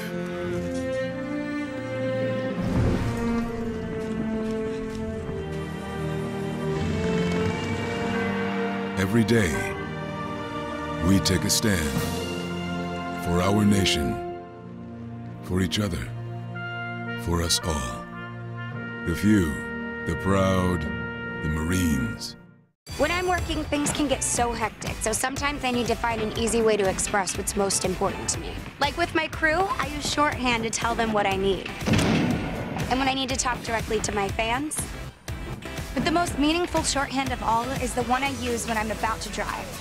#X. It's an easy way to tell everyone that I'm about to drive, and I do it every time before I get behind the wheel. Use #X to pause the conversation before you drive, because no text is worth a life. All right, welcome back as we get ready for our Hall of Fame presentation. Before we do that, I want to let you folks know, you fans know, the Great American Rivalry Series is looking for the fan photo of the game at today's matchup. Send your most spirited pictures to us at American Rivalry on Twitter or to Instagram using the hashtag Great American Rivalry. Winner of the fan photo of the game against fans of the country to be named National Fan of the Year and win a GoPro camera. Fans, let's ignite the trend. Turn your attention down to the cheerleader signs in the half and be sure to tweet the Rivalry Series, American Rivalry, hashtag Great American Rivalry. Again, that'll be coming up at the start of the third quarter. Also, fans, today's contest between St. Joseph and Bergen Catholic has been designated as a featured game of the nationwide 2014 Great American Rivalry Series. We wish to thank States Marine Sports for selecting this game as part of this exciting series. Around the Rivalry Series most valuable and championship trophy presentation immediately following the conclusion of today's game. 14-7 is our halftime score. And early on, it was all St. Joseph as they jumped out to a 14-0 lead on a couple of touchdown passes from senior quarterback Jack Walsh. They connected with Joe Giles Harris on a 10-yard touchdown pass with 7:35 to play in the first quarter. And then in the second quarter, hooked up with Ugo Izima for 35 yards out to make it 14-0, but a big touchdown. In fact, with just 33 seconds to play in the half by the Crusaders' junior quarterback, Jarrett Warrentano, as he hooks up from 14 yards out on a touchdown pass to his junior wide receiver, Gene Coleman. That cuts the deficit in half. Our halftime score, 14-7. 14-7 is our halftime score. We'll take another break. When we come back, we'll have that presentation of the 2014 Hall of Fame inductions. You're watching the Great American Rivalry Series. It's presented by the United States Marines.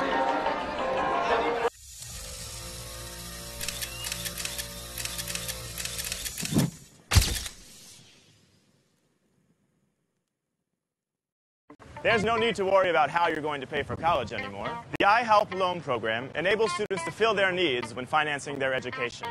If you need to borrow money for college, as most Americans do, SLFC and the iHelp loan program may be your best option. The loan features the most competitive rate available and is offered through your local ICBA bank with the help of SLFC, the student loan company thousands have trusted to help them pay for college. Go to slfc.com and explore all your options now. All right, welcome back as we head down to the sidelines now. Rick Ford down on the sidelines with Sergeant Jamal Braithwaite of the United States Marines for our Hall of Fame presentation. And our recipients, rather, from St. Joseph, George Stewart, and from Bergen Catholic, Dave Cavaluzzo. There's a little information on both of those young men. First for Bergen Catholic, Dave Cavaluzzo. He was a member of 2 state championship teams during his illustrious career at Bergen Catholic. And as a senior, the former Crusader tight end helped propel BC to the 1992 state title with a touchdown catch against Paramus Catholic in a game dubbed the Game of the Century by the Record. Cavaluzzo was also a member of the undefeated 1991 BC State Championship team that defeated St. Joseph Regional 14-0 in the North A state final. Dave Cavaluso has remained a vital part of the BC football program, having served as the program's strength and conditioning coordinator and is currently the head coach of the BC freshman team.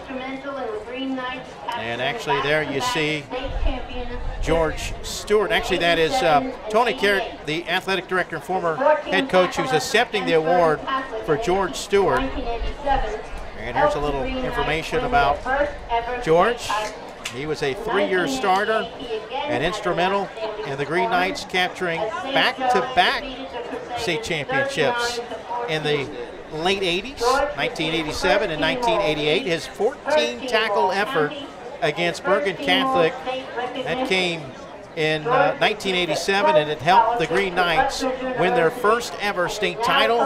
In 1988, he again had an outstanding performance as St. Joseph's defeated the Crusaders 39-14.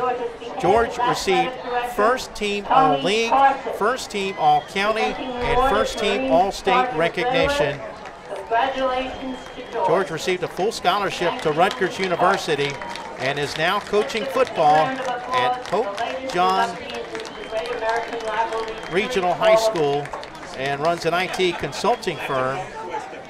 And again, accepting the award on George's behalf is the athletic director and former head coach, Tony Carrott of St. Joseph. So congratulations to George Stewart of St. Joseph and Dave Cavaluso of Bergen Catholic, our 2014 Hall of Fame recipients.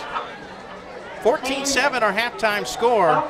St. Joseph leading here at the half.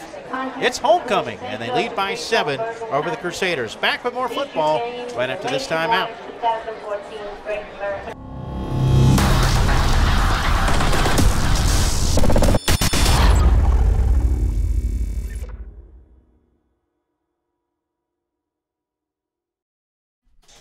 You have to be crazy to go outside in this heat, like Harry.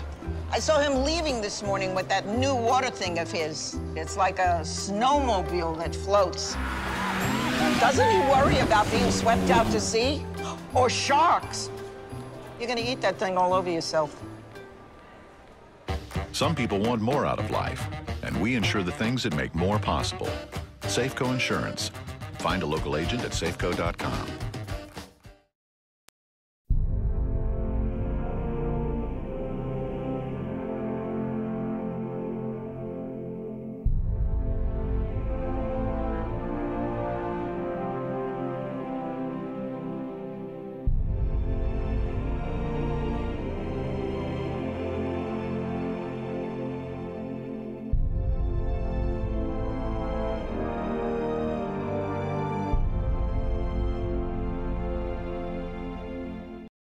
When I'm working, things can get so hectic, so sometimes I need to find an easy way to express what's most important to me. Like with my crew, I use shorthand to tell them what I need.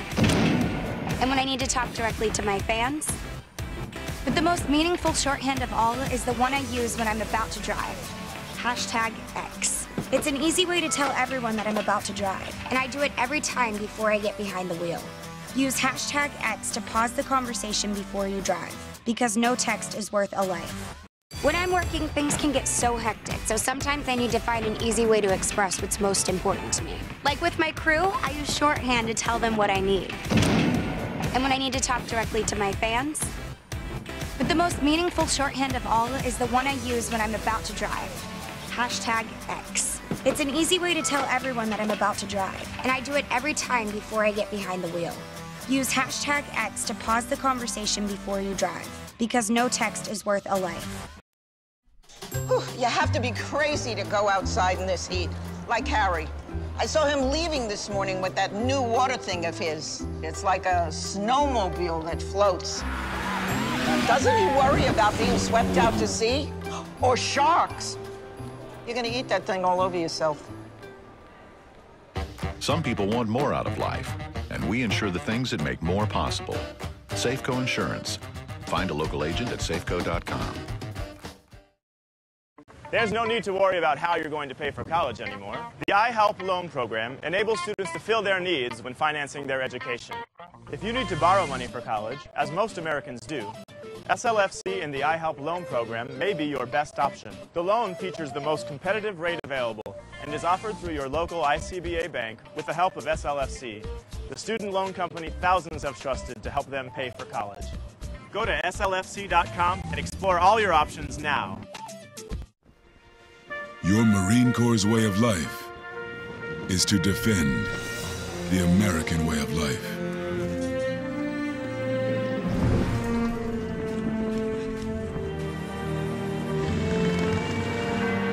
Every day, we take a stand for our nation, for each other, for us all. The few, the proud, the Marines.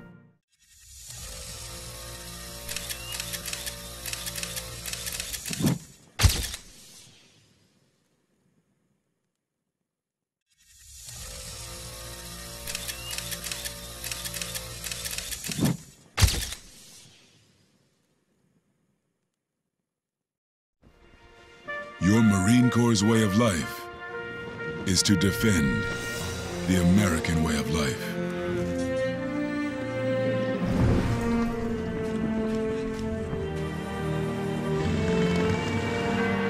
Every day, we take a stand for our nation, for each other, for us all. The few, the proud, the Marines. There's a look at some of the St. Joseph players warming up for the start of the second half. 14-7 our halftime score. And by the way, let me correct myself. My apologies, folks. I cannot read my own writing. Accepting the award today for George Stewart. I mentioned that it's the athletics director, former head coach, but I totally messed up his name because I left out an S. Karsich. Tony Karsich was the gentleman that presented that award to George Stewart. So congratulations, George Stewart, and also Dave Cavalluzzo of Bergen Catholic, our 2014 Hall of Fame presentation. You're watching the Great American Rivalry Series. It's presented by the United States Marines, and we've got a special guest coming up here in just a moment. There's a look at the student section for Bergen Catholic. Big rivalry game here today, and Andy, we are halfway done with the fun. Right, Mike, and both offensive lines have played well, especially in the second quarter. Former St. Joseph offensive lineman and standout Coach Augie Hoffman has to be proud of his guys, and I'm sure Nunzio Campanelli is proud of his team as well. All right, let's head down the sidelines. Rick Ford standing by with a very special guest here at the half. Rick, take it away.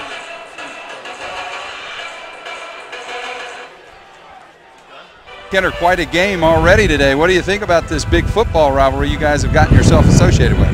Well, it's definitely a great day today. Actually glad to here represent the Marine Corps on behalf of the rivalry game today, and couldn't ask for a better time. Well, I told you I was going to ask. You got to tell everybody, tell our viewers out there, where are you from, when did you come into the Marine Corps, and where are you going next if you know? Well, I'm originally from Illinois. I've been all across the country, pretty much every state. I've been in the Marine Corps for a little bit over 6 years. After recruiting duty, I'll be going to California for my next duty station to be engineer for the Marine Corps. They say what you do and learn is what sets up future. If you had to pick where you'd like to go next, do you get a choice in that, or do they just sort of send you orders and say, here's where you need to head out? Yes, we do get to decide, and we get to go where we. Well, you know, it's interesting. A career in the military is certainly a service mission. What made you turn that direction? Did you go right in out of high school? Yes, I actually throughout high school, and then I looked into the United States Marine Corps, and what better occupation than serve and protect the nation that we help to defend. So being part of something bigger than myself,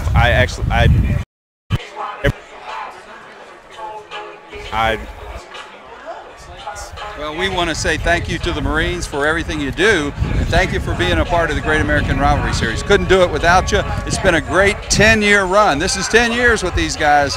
Back to you, Mike. All right, thank you, Rick. We appreciate it. Thanks to the United States Marines. You're watching the Great American Rivalry Series. Follow us on Twitter at #GreatAmericanRivalry. And we are almost ready for the start of the second half. In fact, Bergen Catholic is already on the field. And we are 24 minutes away from one of these two teams coming out on top. Will it be Bergen Catholic? Will they rally and get the victory, or will St. Joseph win it on homecoming? Mike Rideout, along with the former grad here at St. Joseph, Andrew Carolyn, who played safety back in 1980 for St. Joseph. His brothers also played. You mentioned one of your brothers won 2 state titles, right? Right, and he was a teammate of George Stewart, who was honored at halftime. Okay. All right, so we are ready for football. Ball placed down on the 40-yard line. Bergen Catholic won the toss and elected to receive, so they will kick off to begin the second half. Set to kick it away for the Crusaders is John Bowers. And back to receive it for St. Joseph on the near side. Let's see, on the near side is JT Giles Harris. And over on the far side, is it Troy Geathers, 3? Trying to check a number there on the far sideline, and the kick is a short kick. And going to bounce. It's a live ball. Fumbled around. They finally pick it up. Returned across the 20, and yes, that is Geathers on the return. And Geathers will take it up to the 23-yard line. You know, I've seen teams before, Andy, on kickoffs like that, not have a sense of urgency to get to the football and the other team recover. And sometimes you tend to forget that that is a live ball on a kick like that. Right, Mike, and that kick was into the wind, and St. Joe's should have been ready for it, maybe lining up at the 15 instead of back inside the 10. So Jack Walsh will go back to work. He had 2 touchdown tosses in the first half. Receiver in motion, and on the jet sweep, it's Geathers getting the handoff, and Geathers takes it out across the 25 up to the 26-yard line. I don't think we saw that play call. No, that's been a popular call for St. Joe's over the years. 10 years ago, Jason and Devin McCourty, NFL grades, ran that for St. Joe's. Devin with the Patriots, Jason with the Titans. And I learned, I didn't know this, I asked because they had the same last name. They are twins. They are twins. Both playing in the defensive secondary and playing in the NFL. Pass across the middle, it's intercepted and dropped. They had it and lost it at the 40-yard line as it went into and out of the hands of Jake Riley, the linebacker. That should have been an interception. Yeah, it was right there. It was, Jack Walsh was very fortunate on that pass. And you see Riley's got his hands on his helmet. He knew he should have had that pass. Instead, it's an incomplete pass and a big third down play coming up. Riley, their senior linebacker, but it did get knocked down. So third down for the Green Knights. Walsh works with 3 receivers out to the left side. Bergen Catholic with 5 on the line of scrimmage. Here they come, and he will go down. He is sacked behind the line of scrimmage. Big play made by the Crusaders. Connor O'Brien, the senior defensive end, to force a 4th down.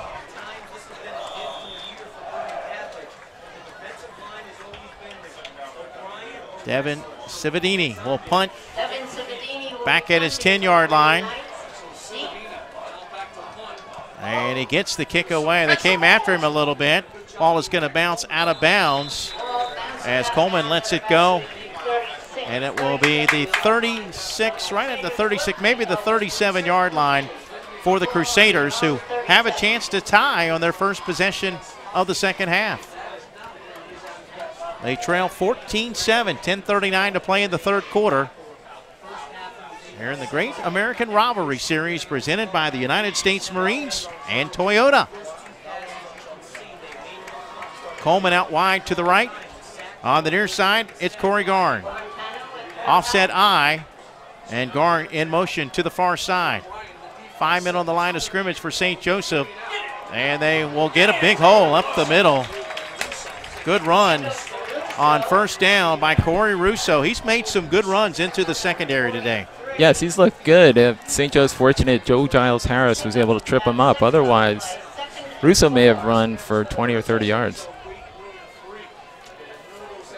Russo coming into today's game with 372 net yards, 5 touchdowns. His longest of the season, 22. And they will run it again on second down, but this time stuffed, nothing there. A host of green and gold jerseys there to drive back Russo, and it will be a big third down play coming up. In on the stop that time for St. Joe's was Tom Tornetto, who is also the goalie for the St. Joe's lacrosse team. A couple of guys playing lacrosse. Yeah, in addition to Tornetto, the Giles Harris brothers and Jack Walsh. So a big third down play coming up for the Crusaders. Orentano brings down the high snap, and Russo's got a first down. He's into the secondary, barreling over would-be tacklers. Corey Russo takes it into St. Joseph territory down to the 46. Good run there by the senior. 5'9", 205. He's got some power with that speed. Very efficient runner, low to the ground, tough to see.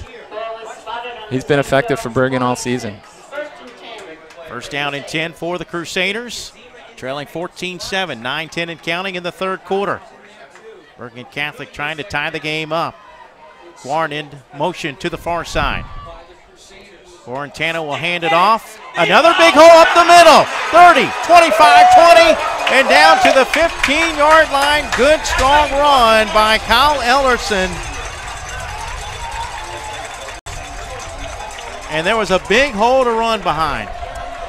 Yeah, Ellerson just in for Russo. Big hole. Devin Cividini making a touchdown-saving tackle. Inside the 15, down to the 14-yard line. First down and 10.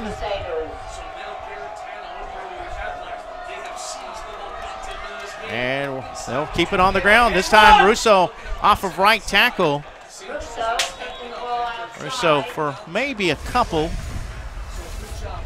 But it will bring up second down. Let's check the replay on that run. And well, he got into the secondary quickly because there was such a big hole open up by the offensive line. You know, we've seen Gorentano have plenty of time to throw the football, but they've also opened up some big running holes.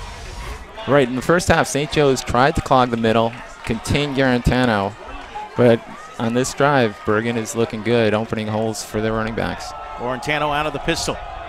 2 receivers to his left, play action as he rolls to his right on the bootleg, but he's going to go down. Actually, he gets rid of it. And the ball thrown out of bounds. He was fortunate there. Risky play, but a good one by Gorentano to avoid the loss. Take a look at the replay again. Michael Carfagno. You see number 5 there. Carfagno should have had the sack, but somehow Gorentano was able to throw it away. Third down and 8. Big play here for the Crusaders. Inside the red zone, trailing 14-7. Play action. All day to throw in the end zone, and a great play defensively. Almost coming out of nowhere was DT Giles Harris. He saved a touchdown, Andy. Yes. Good protection for Bergen, for Gorentano again, but a good defensive play by Giles Harris in the secondary. So we'll bring up fourth down. They are in field goal range. The hold will be on the 19. This will be a 20-yard field goal, or excuse me, a 29-yard field goal attempt by Joseph DiFilippio. And the kick certainly has the distance. The kick is good. DiFilippo, their senior kicker, makes it 14-10, 7:50 to play in the second half here in Montvale, New Jersey. Back with more of the Great American Rivalry Series presented by the United States Marines and AT&T right after this.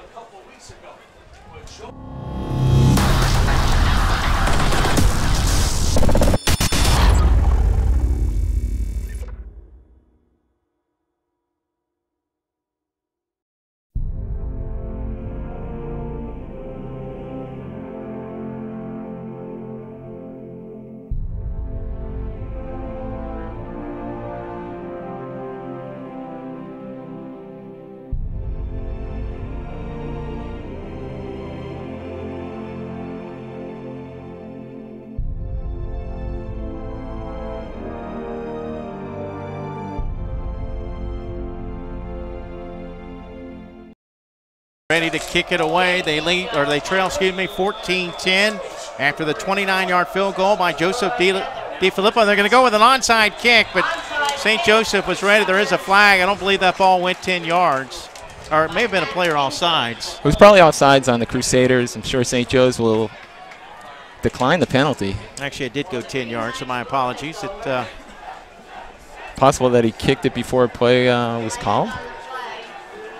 Well, if it's against the Crusaders, why are they going to get an opportunity to kick it again? They'll get backed up to the 35.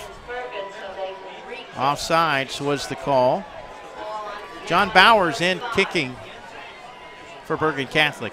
St. Joe's deep men are moving up. They should probably move up closer to the 20. I wouldn't expect another onside attempt here. But you're right. I mean, there's those backs are playing back pretty deep. They're standing back at the 15-yard line, and it's a short kick. There's nobody there in that soft zone, and it's going to be picked up can't be returned, and taken to the house. It's going to be down at the 33-yard line or 34. The kicking team cannot return. You're right. It's the effect of basically an onside kick. It was fun to watch, though. Jake Riley, who missed an interception earlier, on the bounce, takes it to the end zone, but they will have the football inside the 35. Watch this. You talked about them playing so far back, and that was a great call on the kickoff.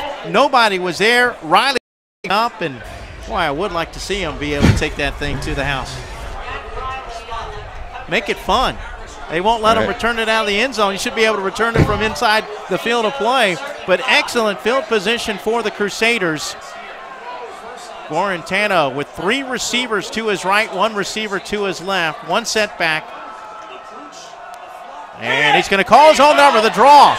25 as he barrels over a would-be tackler down to the 20-yard line. A good run by the junior quarterback. Right now, Big Mo on the side and the team in white and red. It's been all Bergen Catholic since the Walsh to Azima touchdown.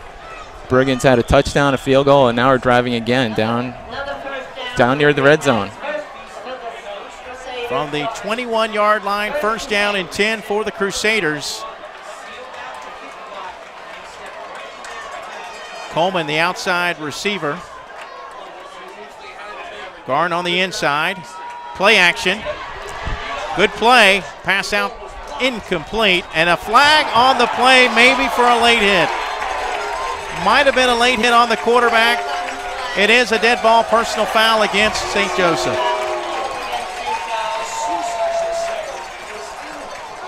A good play by Guarantano. Not sure about that one. Let's look at the replay. He does a good job of stepping up in the pocket and avoiding the rush and then finding a receiver to get rid of it. It was the second hit right there. Right, Joe Giles Harris came in a little late.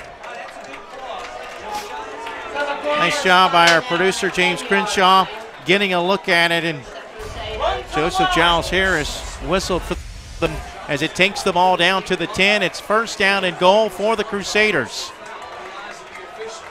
Actually, first and 10 at about the 10.5. They can get it to the goal line and pick up a first down.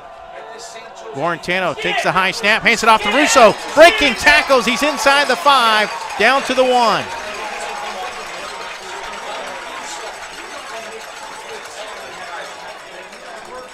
Good run by Russo. Under 7 minutes to play third quarter. Bergen Catholic trying to take the lead.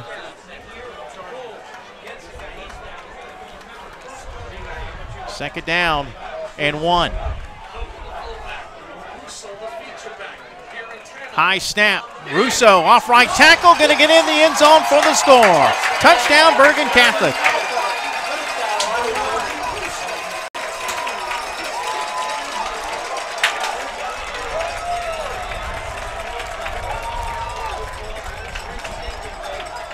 A 2-yard touchdown run, which comes with 6:34 to play in the third quarter.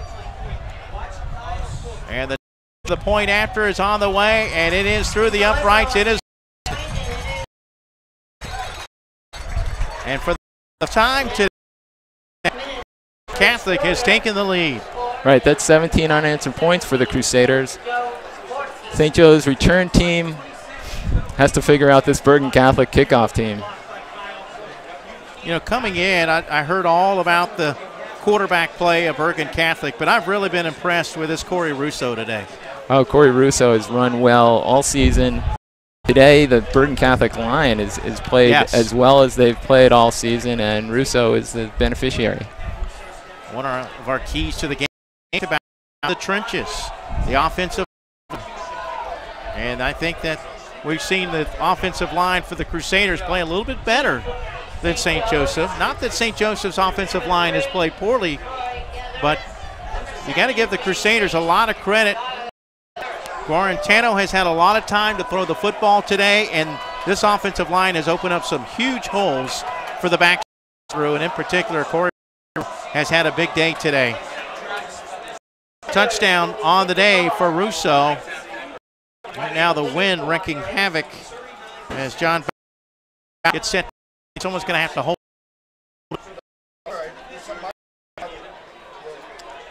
Jack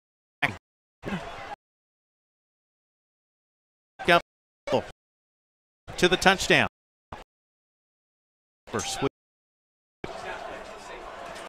Big one.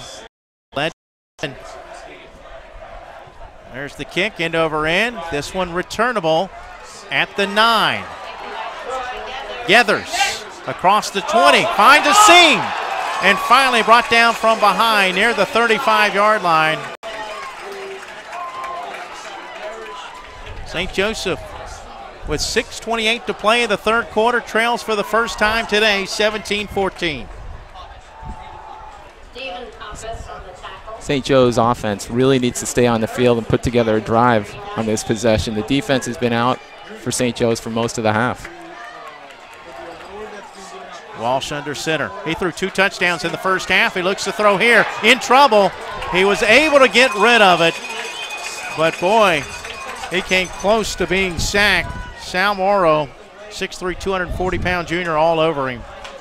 Really good job by the Bergen defensive line. That's the last 2 pass attempts by Walsh. He was sacked, and then he was just pressured. He was lucky to get that away in direction of Will Rivera. Great crowd today. Great atmosphere here on homecoming for St. Joseph. Part of the Great American Rivalry Series presented by the United States Marines and also brought to you by Safeco Insurance. I'm Mike Rideout along with Andrew Carolyn. Rick Ford down on the sidelines. James Crenshaw is our producer. Walsh to throw. Has time. Across the middle. A bad pass. And in fact, the closest player to the football was Kyle Cook. Incomplete pass, and it's going to bring up 3rd down and 10. Yeah, not sure if that pass was intended for Joe Giles Harris or John Thomas Giles Harris, both in the neighborhood. But Bergen had that well. 3rd down play coming up. Stops the clock with 6:19 to play in the third quarter. 3rd and 10 for St. Joe's. Right now the Crusaders with the momentum. The Green Knights can seize back that momentum with a sustained drive here. But this 3rd down play. Time for Walsh. Now he's going to keep it and he'll go down. Looked like he had some daylight, but the tackle made by Connor O'Brien to force 4th down. That's the second time Connor O'Brien's made a big play on 3rd down. Last possession for St. Joe's, O'Brien had the sack. Another look at it here. Walsh, when he stepped up in the pocket, looked like he had some running room. Coleman back to receive the punt. Here comes Cividini, gets it away. Coleman with some room now. Backpedaling to the 20. Little sidestep move and spinning away up to the 30. Bergen Catholic back on offense with 5:43 to play in the third quarter. They lead at 17-14. Can kind of feel the intensity level rising just a bit. Desperate times for they really need to force Bergen on a 3-and-out. The defense has been out there for most of the half for St. Joe's. In the fourth quarter, Bergen have the wind at their back, and they've been effective actually going in both directions today. Guarantano will hand it off to Russo. Not much there for Russo. William Rivera with a piggyback ride, making the stop at 1, just a gain of 1. Second down and 9 for the Crusaders.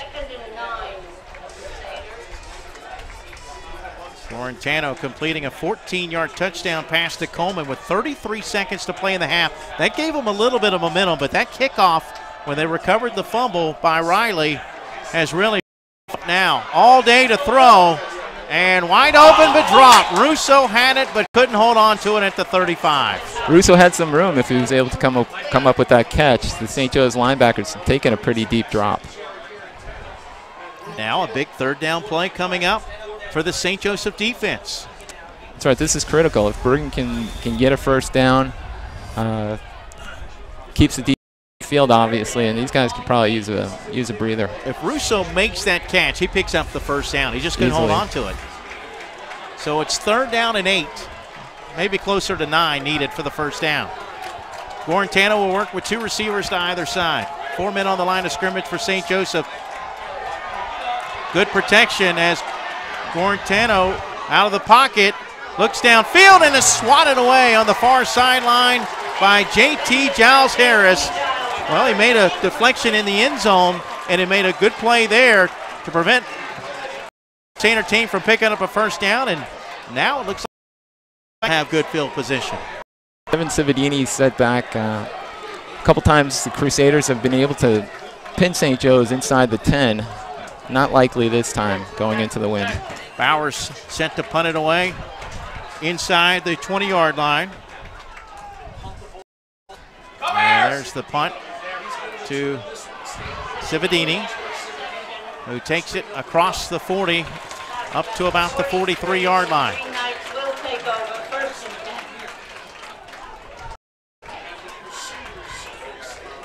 4:46 to play in the third quarter. 19-14, St. Joseph with the football, down 3.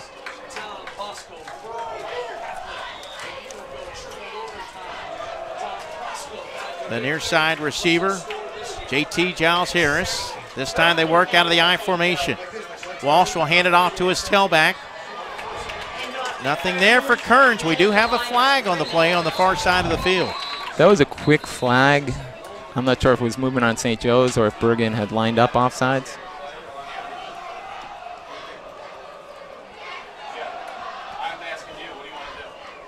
And they're going to wave it off. So no flag. No gain. It's 2nd and 10. 4:37 and counting in the third quarter. 3-point ball game here in the Great American Rivalry Series, presented by the United States Marines and Toyota. On 2nd and 10, play action. Walsh to throw down the middle of the field, off the hands of the intended receiver. I think that was Izima, right? Who had the touchdown earlier. Another good pass by Walsh after throwing a couple of questionable balls, but Izima was able to get both hands on it. And he's a big, tall receiver, too. 6'1", had some long arms, good stride, but just couldn't bring it down. Incomplete pass. It's 3rd down and 10.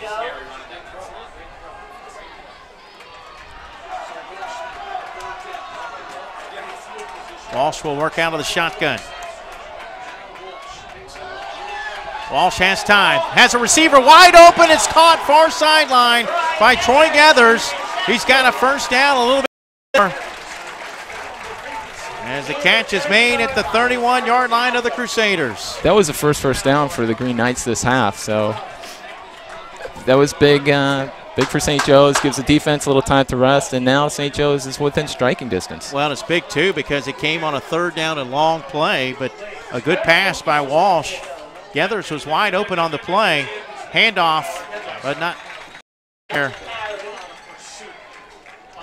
No gain on the play for Gathers. And we'll bring up 2nd down. Under 4 minutes to play in the third quarter. 17-14. Bergen Catholic, 17 unanswered points here on the road.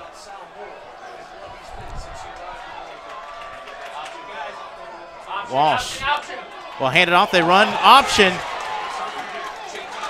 It's JT Giles Harris taking the pitch inside the 25, down to the 20.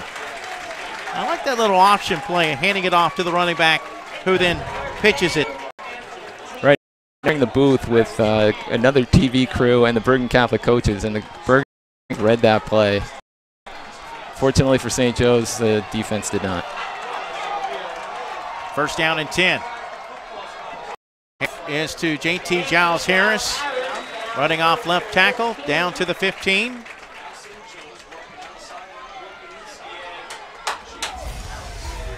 Take a look at that last option play. Good pitch by Triglia. Triglia has really looked like an option quarterback today. Yes, he has. Whistle blows before the ball is snapped. Officials timeout. Actually, they're going to spot it at the 16, not the 15. Second down and 6. This time Triglia will keep it, but nothing there. A host of Crusader players are there. Among those on the stop, he's coming off the bottom of the pile was Sebastian Calixte, 5'11", 255-pound senior. They force third down. Third down and 6. Walsh with 3 receivers to his left. Quick pitch inside. Little shuttle pass to Triglia. Takes it down to the 10, and that appears to be enough for a first down. It's going to be awfully close. It might be close enough for a measurement, and they are going to signal that it is fourth down. Fourth down, and probably less than a yard needed for St. Joseph, and they're going to go for it, Andy. Yeah, they're going to bring in the heavy package for this one. Fourth and very short. I like the call. They've got some momentum now. They'll work out of the offset eye. Walsh will hand it off, and they power their way to the first down. Kearns off right tackle has got it. It's first and goal for St. Joseph. St. Joe's looks rejuvenated. If they can punch it in here, the momentum swings back to St. Joe's. Boy, he just made it. I thought he got closer to the 9, but he just crossed the 10. Yeah. I think it might have been a bad spot. I think he got another yard. You're right. I'm in agreement on first and goal. Little shoulder fake pass left side. Touchdown. Touchdown. Flag on the play, probably for defensive pass interference, but we'll see. Right, the defender didn't know where the ball was. They might be face guarding or interference, but that touchdown should stand. Izima again. No offensive pass interference. Forgive my hometown bias on that one. Well, and mine too. Now, we couldn't tell from our angle. It looked like the defender was initially the one interfering, but it's possible that Izima pushed off from behind, and apparently that's how the official saw it anyway. Pass interference, it's a big one. It brings it back to the 25 instead of a touchdown. We'll take a look at it again, and let's see if Izima pushes off.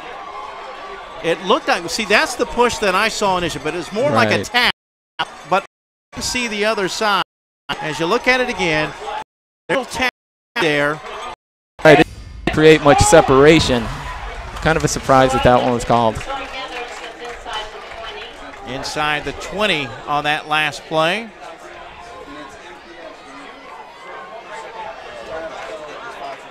That was Izima. It's second and goal at the 19. Under 2 minutes to play in the third quarter. Officials are going to stop play for a moment.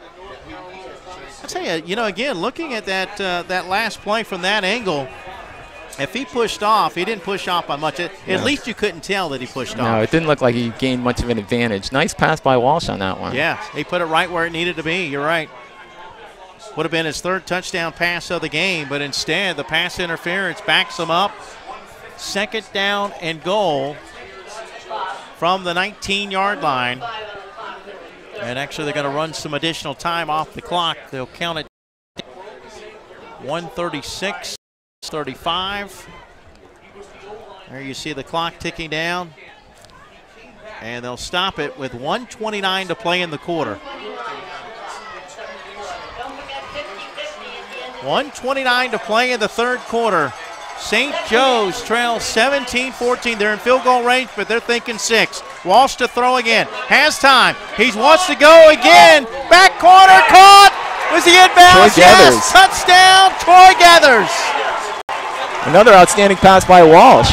A timing play. Gathers went up, caught it at its peak. Beautiful pass. You're right. Watch it again here. Had time. His offensive line gave him time. He got hit as he released it. Put it perfectly right where it needed to be. Gathers goes up and makes the catch.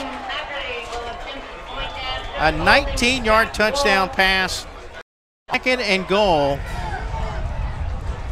And that's the first score of the second half for St. Joe's. And, well, now they have a chance to take a 4-point lead, 20-17. There's the snap, the hold, the kick on the way. The kick is good.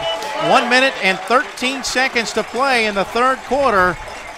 Our score, St. Joseph's 21, Bergen Catholic 17. We'll take a break, come back with more of the Great American Rivalry presented by the United States Marines and AT&T. Back with more of this.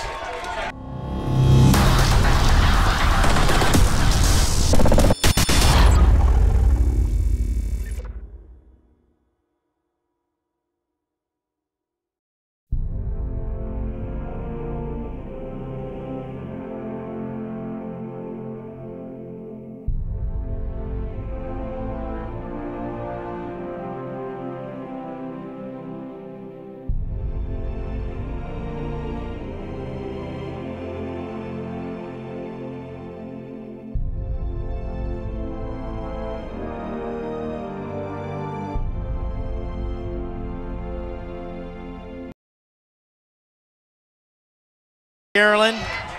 Rick Ford was on the sidelines in the first half, but tending to some other obligations with the United States Marines. The Great American Rivalry Series is presented by the United States Marines and Safeco Insurance. There's the kick. This one will go into the end zone for a touchback. They'll bring it out to the 20. St. Joseph's has taken a 4-point lead after Bergen Catholic had 17 unanswered points.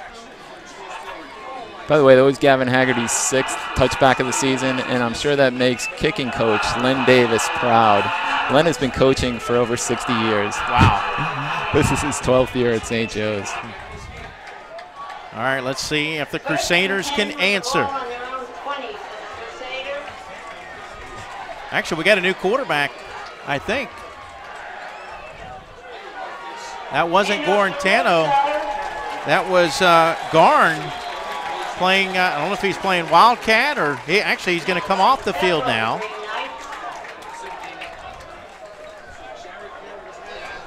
But right now, Garn is playing at quarterback. Yeah, Garantano's on the sideline. He's hurt. We'll try to get an update.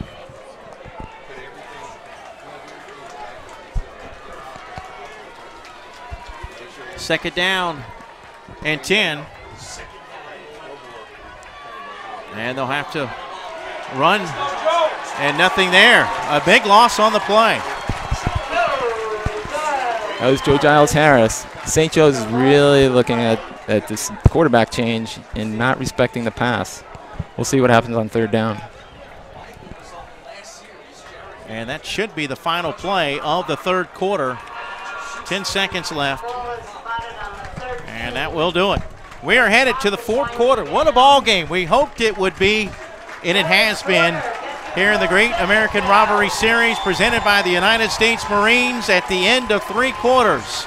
St. Joseph's on homecoming with a 4-point lead against the Crusaders of Bergen Catholic. At the end of 3, St. Joseph's 21, Bergen Catholic 17. Back to New Jersey with more exciting football right after this.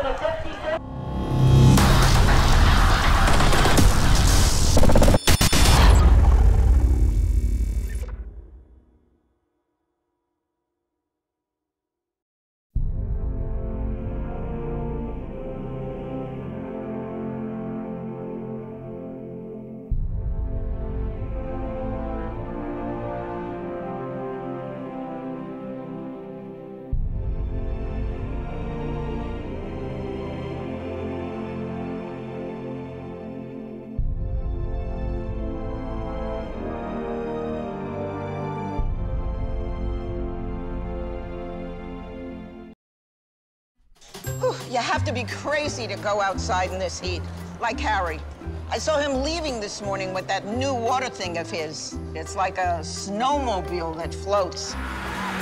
Doesn't he worry about being swept out to sea? Or sharks? You're gonna eat that thing all over yourself. Some people want more out of life, and we insure the things that make more possible. Safeco Insurance. Find a local agent at safeco.com. Third down and long coming up for the Crusaders. They're without their star quarterback, Jarrett Guarantano is on the sideline. More on him in just a moment. They need to reach the 30 to pick up the first down. They will keep it on the ground, and it's Russo going to be knocked down as he crosses the 15-yard line. And Andy, I know you had a chance to have a brief conversation here with the coaching staff for Bergen Catholic. Right, Mike. The Bergen staff has confirmed that Jarrett Guarantano is out with a hand injury to his right hand, his throwing hand. We're not sure if he'll return today. That would be a huge loss because number 15, Corey Garn, has not played quarterback this year, or at least he's not listed in the stats. There's a good punt. And it will be returned by Cividini to midfield. He fumbled the football. The Crusaders have recovered at midfield. No signal yet, but the ball did come out. Well, we'll have to take a look at that one again. And yes, they confirmed Bergen Catholic football. Let's see if we can take a look at it again and see, number one, who made the hit. Looks like they stripped it out. Yeah, the ball was out. Actually, I believe the person who stripped it is the one who recovered it, Andy. Right, that'd be Connor Hebler. Connor Hebler, sophomore, with a huge play. Crusader football at the 49-yard line of Bergen Catholic.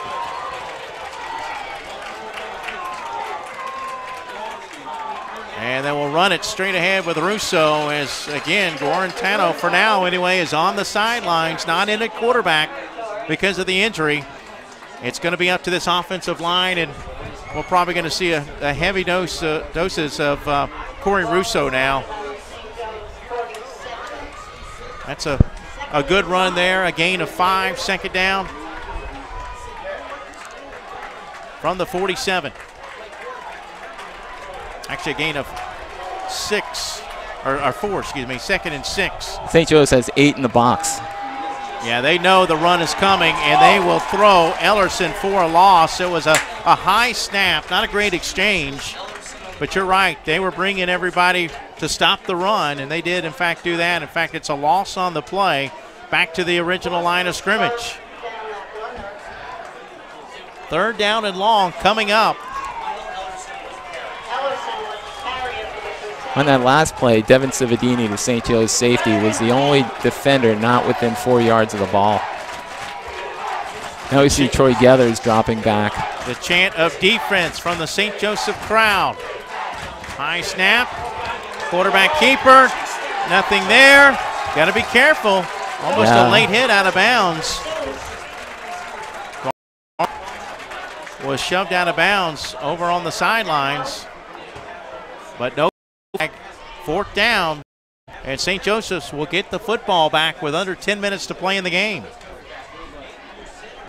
Bowers is going to have to get off a good punt here. Cividini back at the 16. Flag on the play. And a false start on the offense.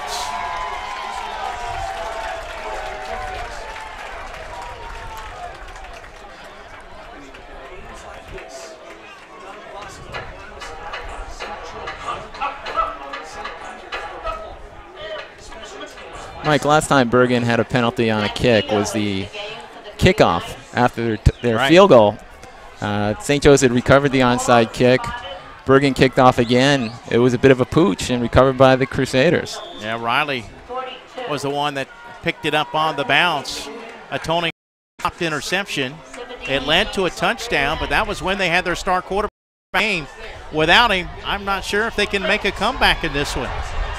Good return, some running room to the 40, 45, and boy, he got tripped up. Otherwise, Cividini looked like he was about ready to take it back the other way.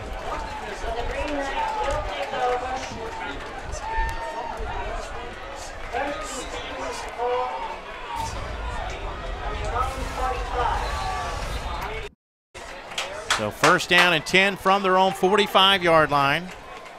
On the play, Matthew Guido made a good. Thought it was going to be. It could have been a block in the. Kind of the Bergen pursuit man made a good block. No penalty. First and 10 for St. Joe's. Out of the I formation. Walsh to pass on the play action. Down the middle of the field. Receiver there. Caught at the 25-yard line. JT Giles Harris hauls in the pass from Walsh, and here come the Green Knights. St. Joe's running up to the line. Well, they've got him on their heels. No huddle here. And they're going in for the punch, the knockout blow here now. They'll hand it off to Kern, but there's nothing there for Brian Kearns. Interesting that they went no huddle and then went to the run. Right. Real nice play by Sal Morrow, the Bergen defensive tackle. Second down and 10. Well, we got overcast skies now. We had a beautiful day to start. Rain clouds rolling in, but no threat of rain right now.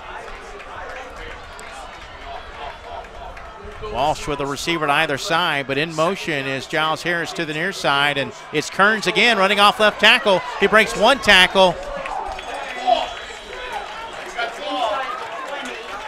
Nick Ty initially made the hit. Yeah, nice follow-up by Kyle Cook. Bergen doing a nice job tackling on these inside handoffs.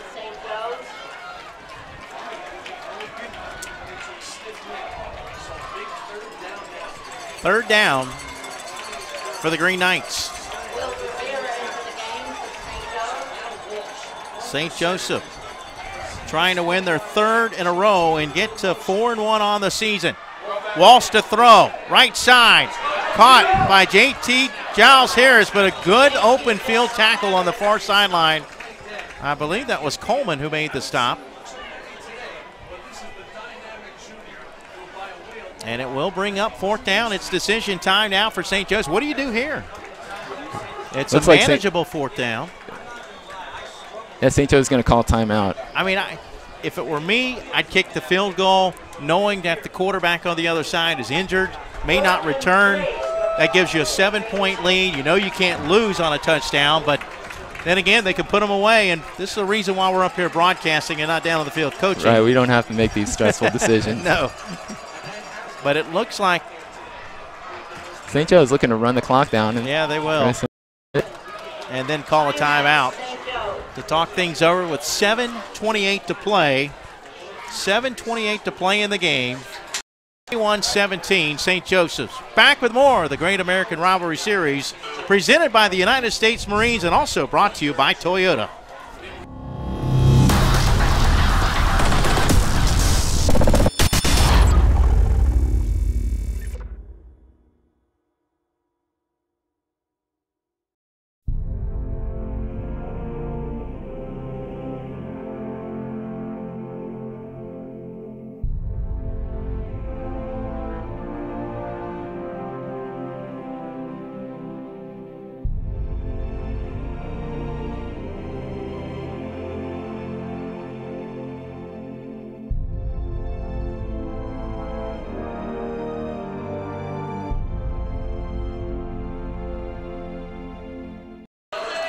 St. Joe's has sent in the field goal unit.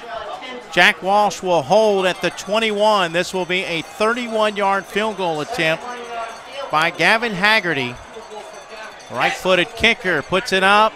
Line drive kick, and it is good. It had enough to get over the uprights. And there's a 7-point lead for the Green Knights. That one wasn't pretty, but for Gavin Haggerty and his kicking coach, Len Davis, extremely happy. 7-point lead for the Green Knights.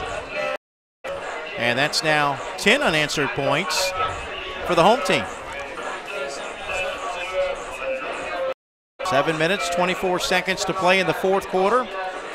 24-17, St. Joseph's leads it.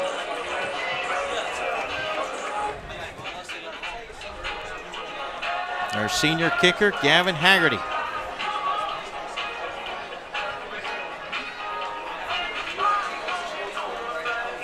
The points today for St. Joe's. A couple of touchdown passes from Walsh in the first half. Walsh with his third touchdown pass of the game here in the second half. And now the 31-yard field goal by BC's point have come with their starting quarterback on the field. He is on the sideline with an injury. His status, likelihood to return is unknown. And I would probably say doubtful. Otherwise, I think we'd probably see him out there. Short kick. This is going to be from the 12-yard line, 15, 20, 25, and up to the 30. Good return by Ryan McCarthy. But let's see who they trot out there at quarterback. Corey Garn has been running the quarterback position, and Garn is out on the field again. So it's unlikely that we're going to see Garantano in this fourth quarter. That's a crushing blow, Andy. Yeah, it's really unfortunate. Garantano played extremely well, especially from the second quarter on. St. Joe's again going with 8 in the box.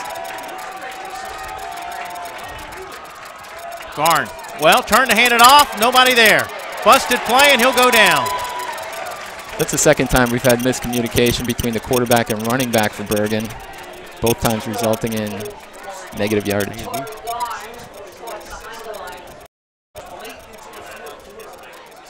That play made by Mark Doran and a host of Green Knight players.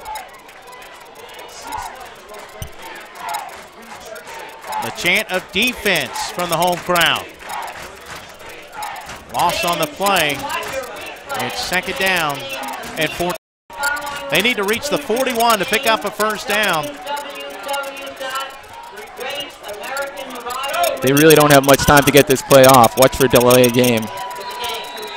And that is the call. Flag on the play. Delay game. That'll back them up 5 more yards. That's the last thing they needed. Back to the 22.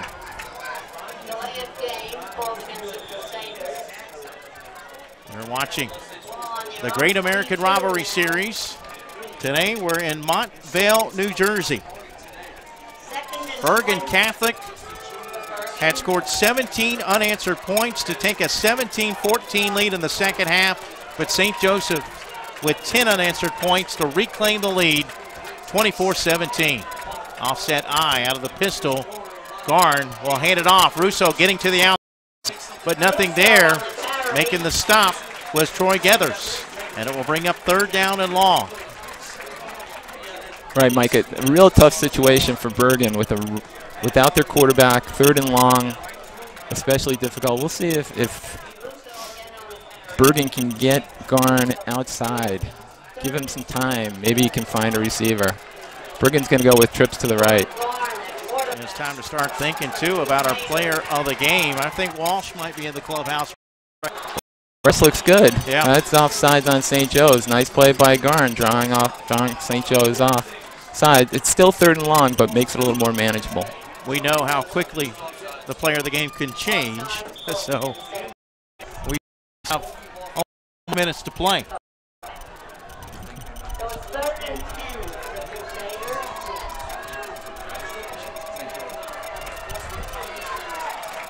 Third down and 10. Garn to throw. Down the field and overthrows the intended receiver. That was intended for Coleman. It's incomplete, and they'll have to punt it away again.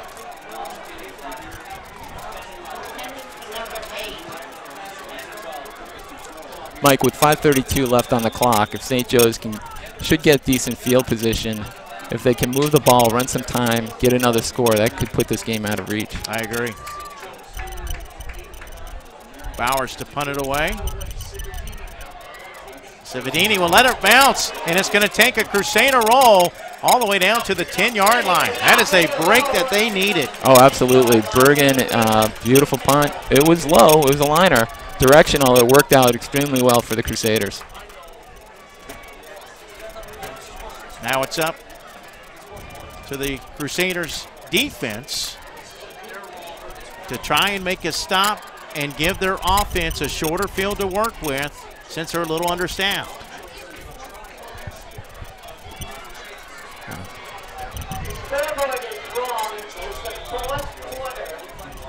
All right, if Bergen Catholic can get a 3-and-out here, they'll get excellent field position, and it'll give Garn an opportunity. Excuse me, Andy, 5:21 to play in the game. Then St. Joseph's will run the football.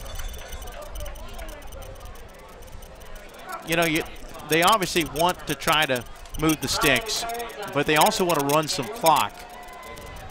Right, I'm sure Coach, offensive coordinator Rob Stern has told Jack Walsh to wait for the back judge to start counting off the time before he has the center, Sean Mitchell, snap it. Might be a situation here where we see Walsh put the ball in the air. 2nd down and 9. He's got 3 receivers to his right. Actually, 2 receivers and a wing back, but they'll run the football. That's Kearns on the carry. So he spins his way up to the 11. But a big 3rd down play coming up. 4:33 and counting here in the 4th and final quarter. 24-17, St. Joseph's holding on here on homecoming. Austin Triglia checking in. Kearns will check out. And let's see what the Green Knights dial up here on 3rd down and 8. Izima, the near side receiver. And like St. Joseph, Bergen Catholic with a bunch of players in the box. Good call. They faked it to the first back, and on the end around here, it's going to be JT Giles Harris. He goes out of bounds. Well, that'll stop the clock, and he's short of the 1st down marker. So it will bring up 4th down. Have to punt it away. I would go for it here. I agree, Mike. It worked out really well for Bergen. St. Joseph pick up the down. We'll have to punt. It will get excellent position.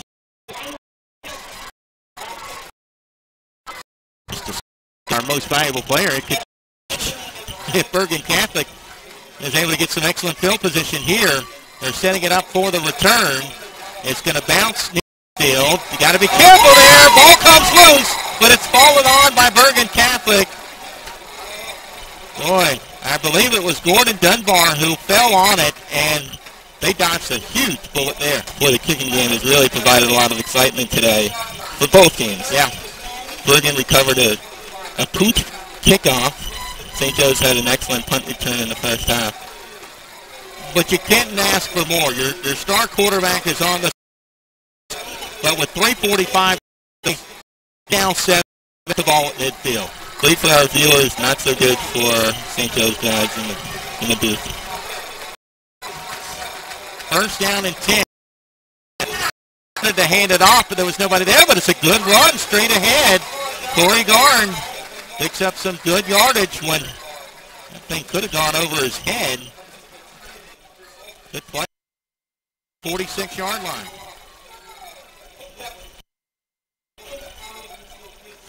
Right, it's a little tougher for the center. Corey Garn is 5'9". Garrett Garantano is 6'4". Yeah, good point. They'll run it. Russo breaking tackles. He's got the 1st down, keeping those legs churning as he takes it inside the 40 down to the 38. Good, strong run by Russo, their 5'9", 205-pound senior. And look out, here come the Crusaders. Garn will work with 4 receivers, 3 to his left. Lone sent back is Russo, and it's a fake. Fake handoff. Inside the 25, down to the 24. Garn with a beautiful play fake. As he faked it to Russo, the defense bid on it, Andy, and he picked up a nice gain off right tackle. Real nice play by the backup Garn. He's showing some guts here in the 4th quarter. put in a difficult situation. Following up. Go ahead. Go ahead, Andy. No, I was just saying, following up, an All-American type quarterback, a difficult situation, and he's driving his team. 1st and 10 at the 24. Russo hit behind the line of scrimmage, and he's going to go down. Troy Gathers throws Russo for a huge loss back to the 32-yard line.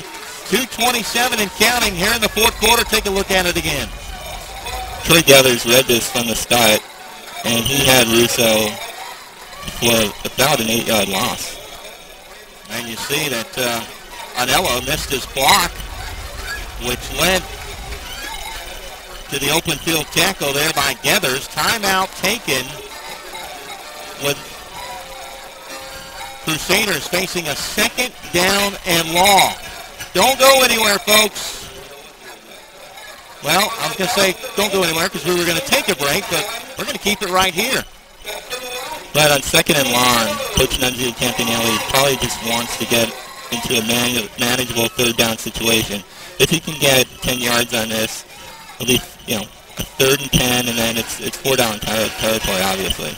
Don't forget to follow us on social media. On Twitter, use the hashtag #GreatAmericanRivalry. Check us out online at GreatAmericanRivalry.com. This is the Great American Rivalry Series presented by the United States Marines. Special thanks to Toyota, AT&T, Safeco Insurance. This one's a good one. Bergen Catholic down by 7, 2:15 to play in a game against their rival St. Joseph on the road on homecoming. Dorn in trouble, gets a block, but goes down. Open field tackle made by Austin Triglia. Triglia fought off the block, came up and made a nice open field tackle. And Dorn initially made a nice move to get outside. He was able to cut just gained about a yard. Well, we know it's 4 down territory, but it's 3rd down and long. They need to get the ball down to the 15-yard line, just inside the 15 to pick up a 1st down. Dorn rolls out of the pocket, looking downfield. Has a receiver, but he overthrows. Intended for Danny Halligan. And here, this is it. This will be the ball game right here. 4th down for the Crusaders. Right, Bergen Catholic has 2 timeouts left. We'll see if they use one now. They'd probably like to hold on to the 2nd timeout just in case they don't get the 1st down here. From the 33-yard line, fans are on their feet. This is the ball game, folks. 1:35 to play in the game. 4th down and 17 for the Crusaders. And I believe we have a timeout on the field. We do, taken by St. Joseph's. So St. Joe's calls a timeout with 1:34 to play. And we're going to take a quick timeout. Back with more of the Great American Rivalry Series presented by U.S. Marines.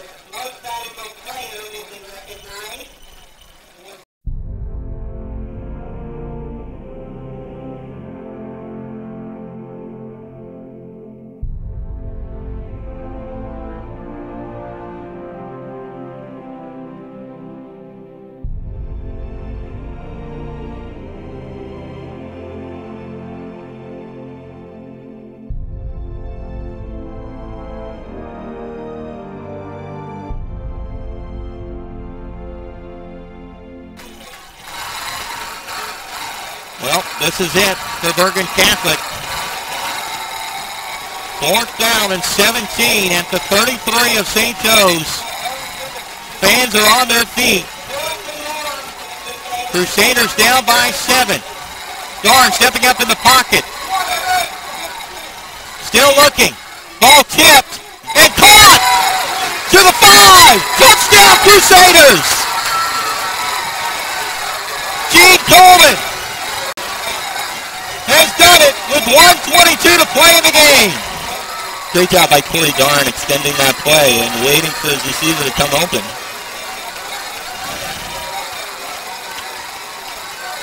Well, their junior quarterback is out. The ball gets tipped, I believe, right here.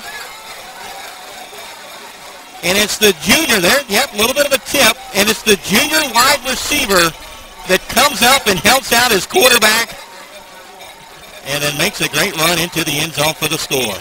Wow, what a game. Extra point is good. Without their star quarterback, they still find a way to punch it into the end zone. You got to give Corey Garn a little bit of credit too. Under these circumstances. Now, 1:22 left. Still time for St. Joe's. Right, St. Joe's only has one timeout. They'll have to, if they decide to go to use the middle of the field, they'll have to run up and go no huddle. They'll only be up to huddle if they can get a, well, not even a first down, but pass that takes the receiver out of bounds. Coleman hauling in his second touchdown of the day.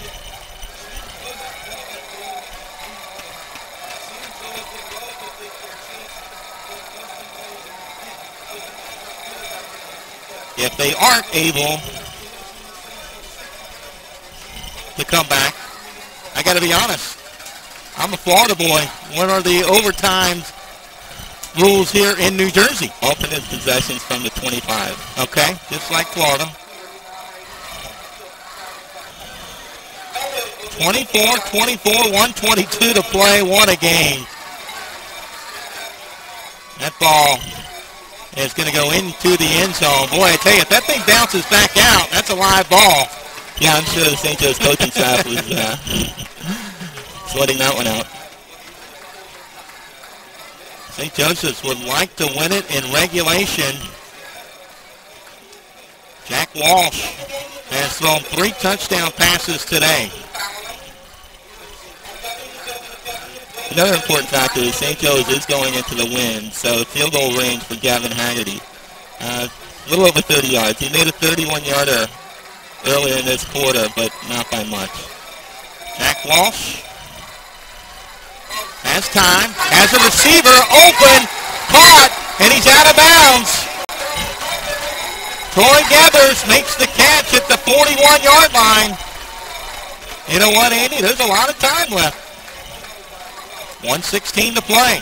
Another nice play by Troy Gathers, just like the touchdown reception in the third quarter. He goes up, gets it, and is able to get out of bounds. First and 10 from their own 41-yard line. 1:16 to play in the game. The senior, Jack Walsh, trying to lead his team to victory.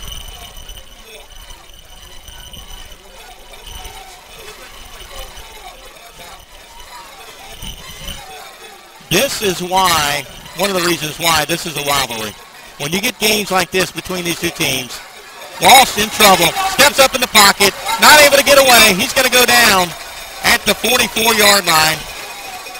St. Joe's uses its last timeout. Stops the clock with 70 seconds to play. Yeah, if that happens again, Walsh is just going to have to unload it.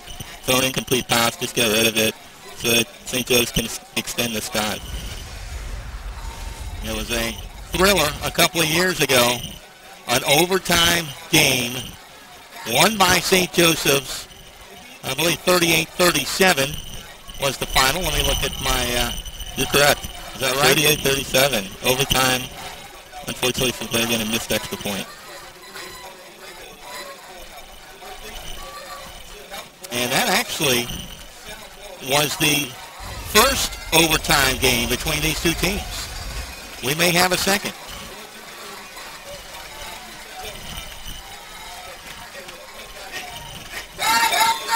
Second down and 8.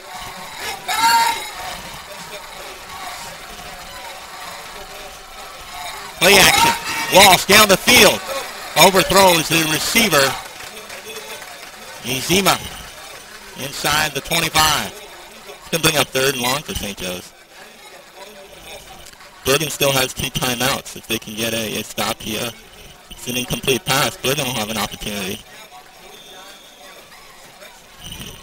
Oh, that's a good point. You got to be careful here because an incomplete pass still gives them a little bit of time to work with.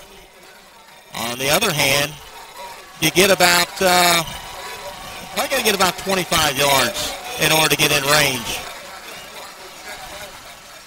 Walsh on the draw, They got some room. They got the first down.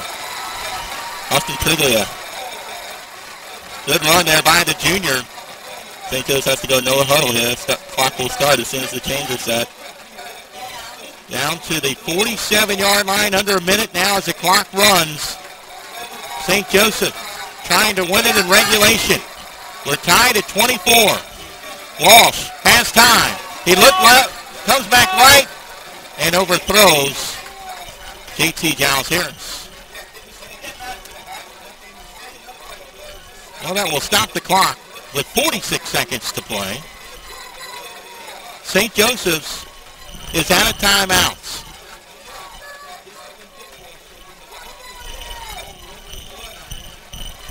St. Joe's offensive line has given Jack Walsh an opportunity, though. They've given him time, led by senior Tommy Hatton.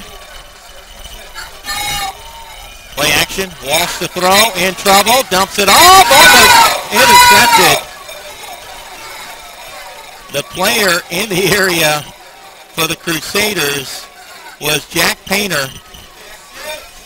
Yeah, Jack Walsh obviously doesn't want to take a sack in that situation, but you don't want to pick six either. Six would be a little worse. Yeah.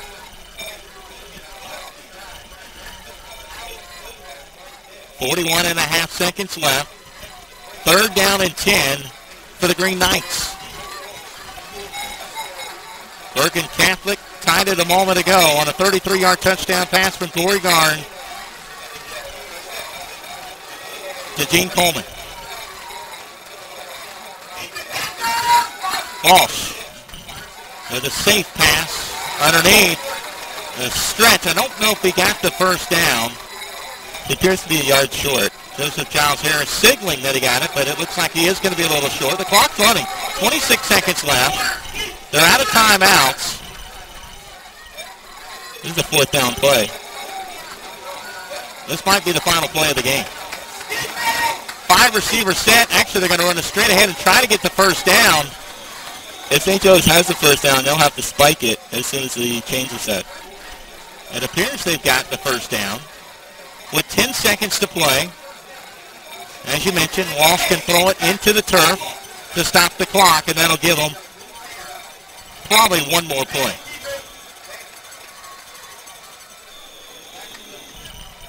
So 7.6 seconds left in regulation.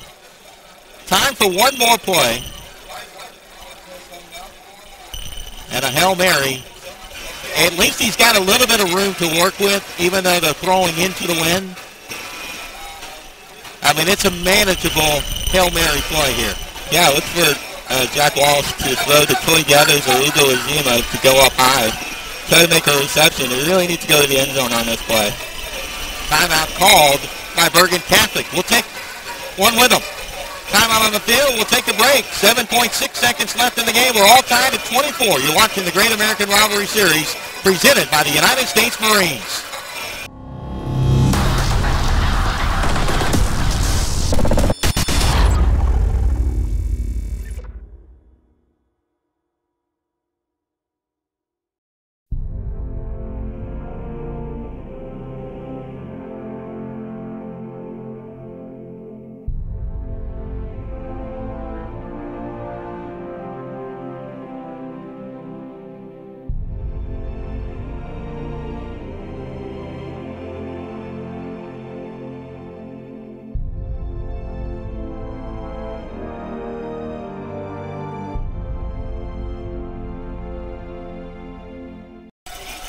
Here we go. Walsh taking the snap, has time, steps up in the pocket, and he'll go down. He fumbles the football, and that will run out the clock, and we are headed to overtime. We have played 48 minutes of football, and we're right where we started, all tied, right now at 24 apiece. At the end of 4 quarters, it's St. Joseph's 24, Bergen Catholic 24. We'll take a break. We'll come back for the overtime. Might be our first overtime. I have to check on this of the year. You're watching the Great American Rivalry Series presented by the United States Marines and also brought to you by Toyota, AT&T, and Safeco Insurance.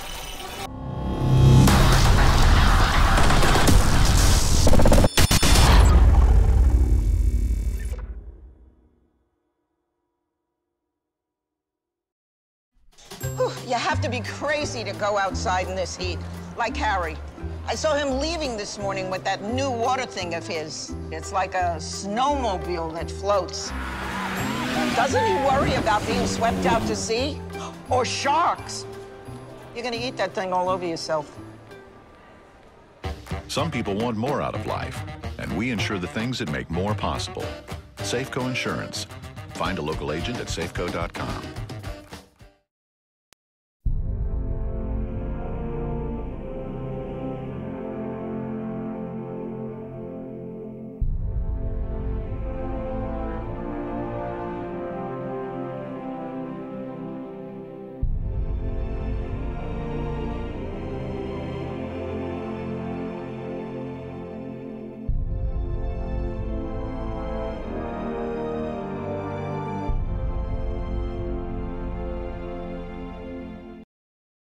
When I'm working, things can get so hectic, so sometimes I need to find an easy way to express what's most important to me. Like with my crew, I use shorthand to tell them what I need. And when I need to talk directly to my fans. But the most meaningful shorthand of all is the one I use when I'm about to drive. #X. It's an easy way to tell everyone that I'm about to drive, and I do it every time before I get behind the wheel. Use #X to pause the conversation before you drive, because no text is worth a life. Your Marine Corps' way of life is to defend the American way of life.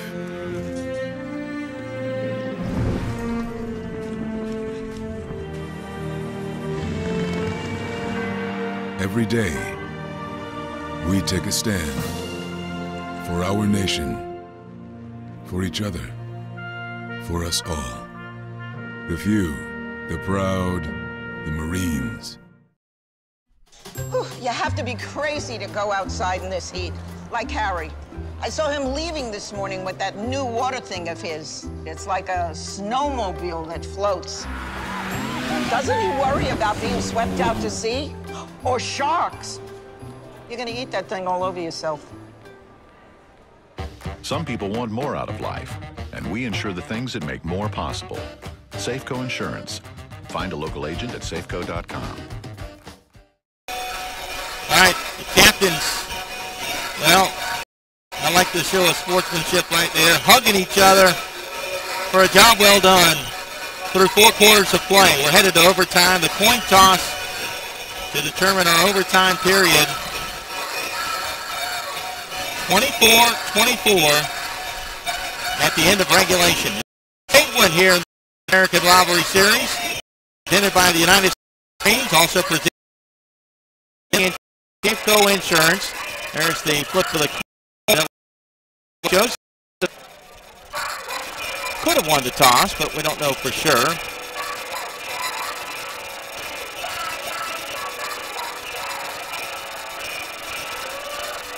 St. Joseph's.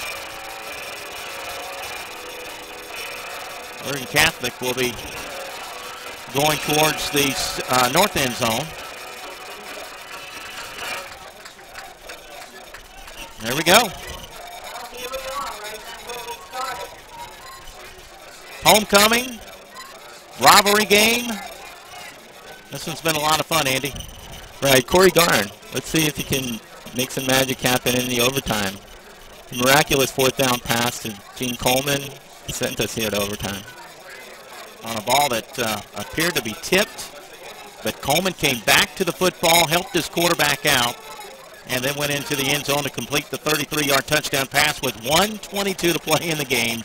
Well, what a ball game here in Montvale, New Jersey. Part of the Great American Rivalry Series. Let us know what you thought about it on social media. Send us a message via Twitter at #GreatAmericanRivalry. That's #GreatAmericanRivalry. Garn at quarterback, going to hand it off to Russo, but nothing there.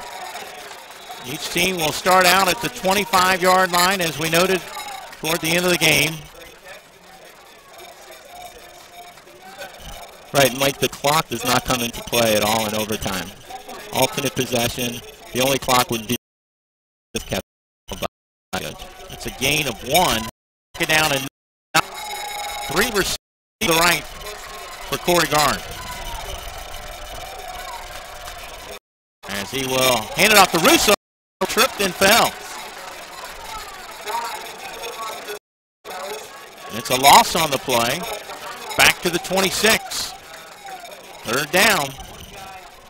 If Bergen doesn't get any positive yards on this play, we're looking at approximately a 43-yard field goal attempt. The good news is they will have the wind at their back. Yes. A chant of defense against home folks. Third down and 11.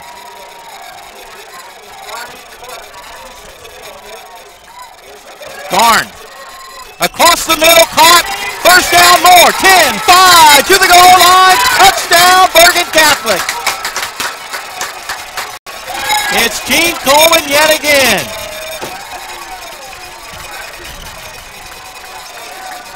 Once again, Corey Garn making things happen. Extending the play. There was pressure coming from his backside from Troy Geathers. He was able to get rid of it. Coleman makes the play. Caught at the 15 and breaks a tackle. Splits the defenders and the extra point. Good. 31-24, Crusaders. Okay, now it'll be Jack Walsh in the green opportunity. Chance to tie the game to overtime. Well, our player of the game has kind of shifted a little bit. I'm leaning towards Coleman unless St. Joseph's can come back and find a way to win this thing. I agree, Mike. If Bergen wins this game, it has to be Gene Coleman. Fake handoff on the end around, pass across the middle, caught! It's going to be a touchdown for St. Joseph's. Ugo Azima. St. Joe's electing to kick an extra point after touchdown to tie the game to extend to a second overtime. Second touchdown for Azima.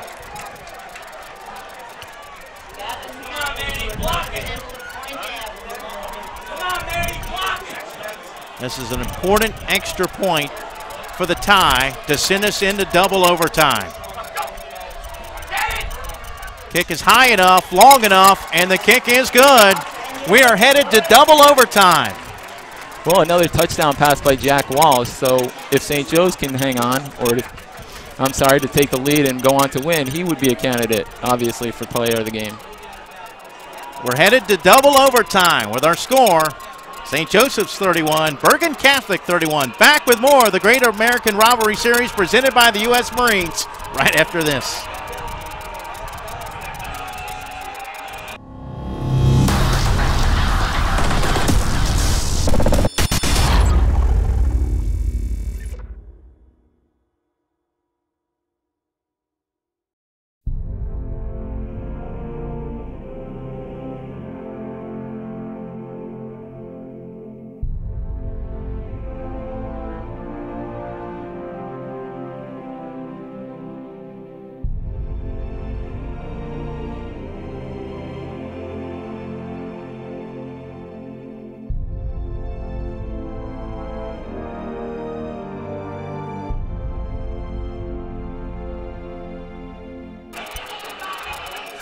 We've seen some big-time plays by the wide receivers.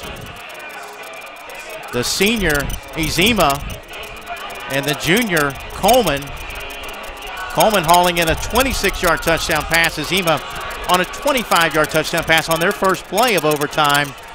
We're headed to double overtime, tied at 31 apiece. Great ball game, as we hoped it would be in this rivalry. One of those games where you really hate to see one of these teams lose.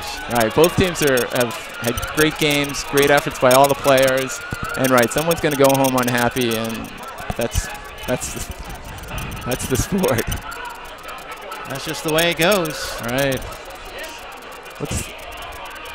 Crusaders trying to snap a two-game losing streak in the series. But it really has been a series of streaks between these two teams. St. Joseph's has won 2 in a row, but Bergen Catholic won 3 in a row before that. St. Joseph's won 2 in a row, 2007 and 2008. They went back and forth the years before that, 2005 St. Joseph's won 2006. Bergen Catholic won.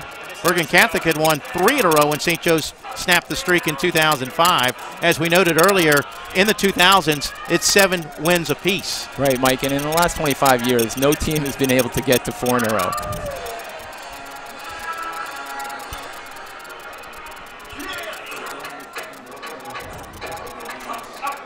St. Joe's will start the overtime off with their offense from the 25. Jack Walsh leads the team onto the field. Well, needless to say, this is an instant classic as part of the Great American Rivalry Series presented by the U.S. Marines. This is what it's all about, folks. Offset I, Walsh to throw, and his pass incomplete. And Mike, on behalf of both communities, the Bergen Catholic community and St. Joseph Regional community, we just want to thank the U.S. Marines and the Great American Rivalry Series for coming to our home here in Montvale at St. Joe's and just broadcasting out to our fans. Absolutely, and also thanks as well to the many servicemen and women serving and protecting our country. Hopefully they're getting a chance to watch this one on the end around on the jet sweep. Out of bounds. JT Giles Harris as he picks up a nice gain inside the 20-yard line. I know St. Joe's grads would like to see JT Giles Harris turn that ball up. No reason to go out of bounds. Work a little harder. Go for that first down. Well, he picks up 7. 3rd down and 3. Full house backfield. Watch the option play here. No, instead, running into the line. Nothing there for JT Giles Harris, and now it's decision time. What do you do, Andy? 4th and 4. I think they'll bring out the field goal unit. I think so, too. See number 55, Matt Josephson for St. Joe's. He's the long snapper.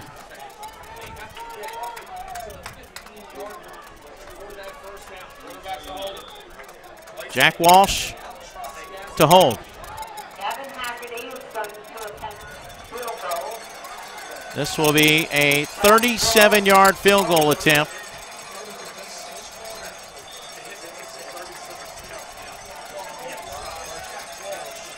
Haggerty to try to give his team the lead.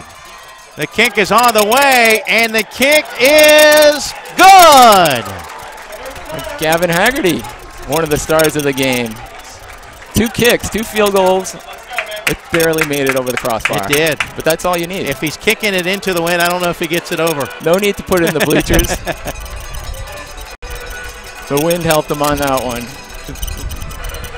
Looked like one of my golf shots. A little bit fat coming off his foot. But it had enough. My golf shots usually don't. 34-31. The wind has picked up even more, so a field goal attempt, who knows? If it's a little cross, it could be problematic. Touchdown wins it for the Crusaders.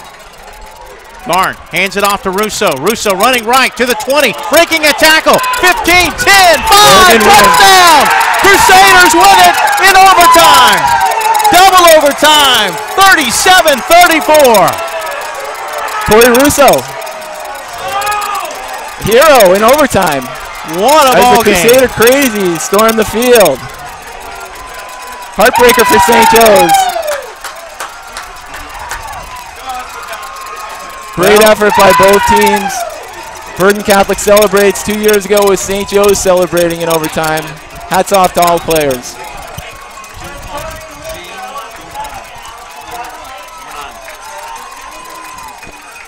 What a ball game. What a tough loss for St. Joseph's.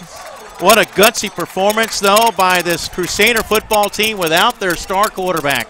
Right, made a nice comeback without Jarrett Garantano. Garantano had led Bergen in the 2nd and 3rd quarters, taking the lead.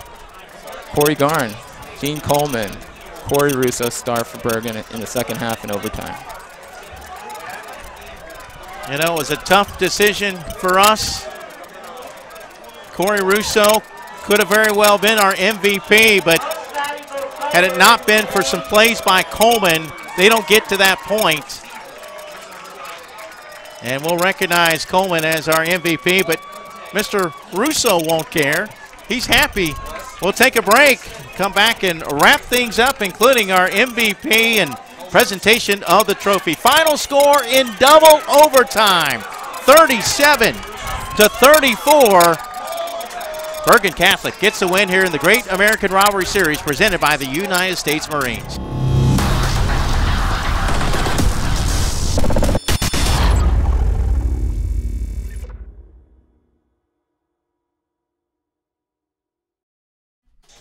You have to be crazy to go outside in this heat, like Harry. I saw him leaving this morning with that new water thing of his. It's like a snowmobile that floats. Doesn't he worry about being swept out to sea? Or sharks? You're gonna eat that thing all over yourself. Some people want more out of life, and we insure the things that make more possible. Safeco Insurance. Find a local agent at safeco.com. When I'm working, things can get so hectic, so sometimes I need to find an easy way to express what's most important to me. Like with my crew, I use shorthand to tell them what I need. And when I need to talk directly to my fans. But the most meaningful shorthand of all is the one I use when I'm about to drive. #X. It's an easy way to tell everyone that I'm about to drive, and I do it every time before I get behind the wheel. Use #X to pause the conversation before you drive, because no text is worth a life.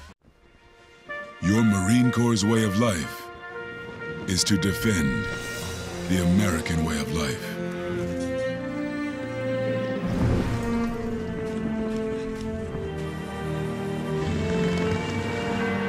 Every day, we take a stand for our nation, for each other, for us all. The few, the proud, the Marines. All right, welcome back to the Great American Rivalry Series presented by the United States Marines. What a thrilling game. We discussed it during the commercial break. We got the AOK for co-MVPs in this one. The Great American Rivalry Series and the United States Marines are proud to recognize Bergen Catholic's Corey Russo and Gene Coleman as our co-MVPs. Well deserved.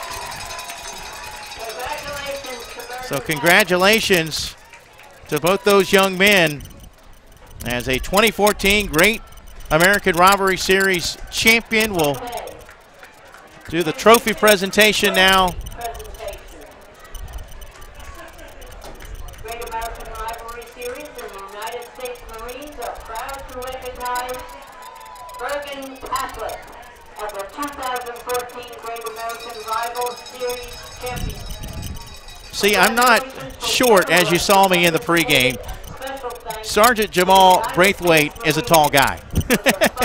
Kind of stands above everybody. And the United States Marines presenting our championship trophy to Bergen Catholic. So congratulations to Corey Russo and Gene Coleman, co-MVPs. Congratulations to Bergen Catholic. Congratulations to everyone who participated, and special thanks to the United States Marines for their sponsorship of the 2014 Great American Rivalry Series. Andy, Carolyn, what a game. It was a pleasure to work with you. I know you're a St. Joseph grad, disappointing outcome, but boy, you were treated to a great game. Oh, thanks so much, Mike, for allowing me to assist. It was an honor to be here. Two great teams, great programs, and congratulations to Bergen Catholic. This one will sting. Yes, I bet. Our final score, again, in double overtime. Bergen Catholic, 37. St. Joseph's, 34. For all of us here for the Great American Rivalry Series presented by the United States Marines, for Rick Ford down on the sidelines, for my broadcast partner, Andrew Carolyn, for our producer, James Crenshaw, I'm Mike Rideout saying so long, good afternoon, and God bless.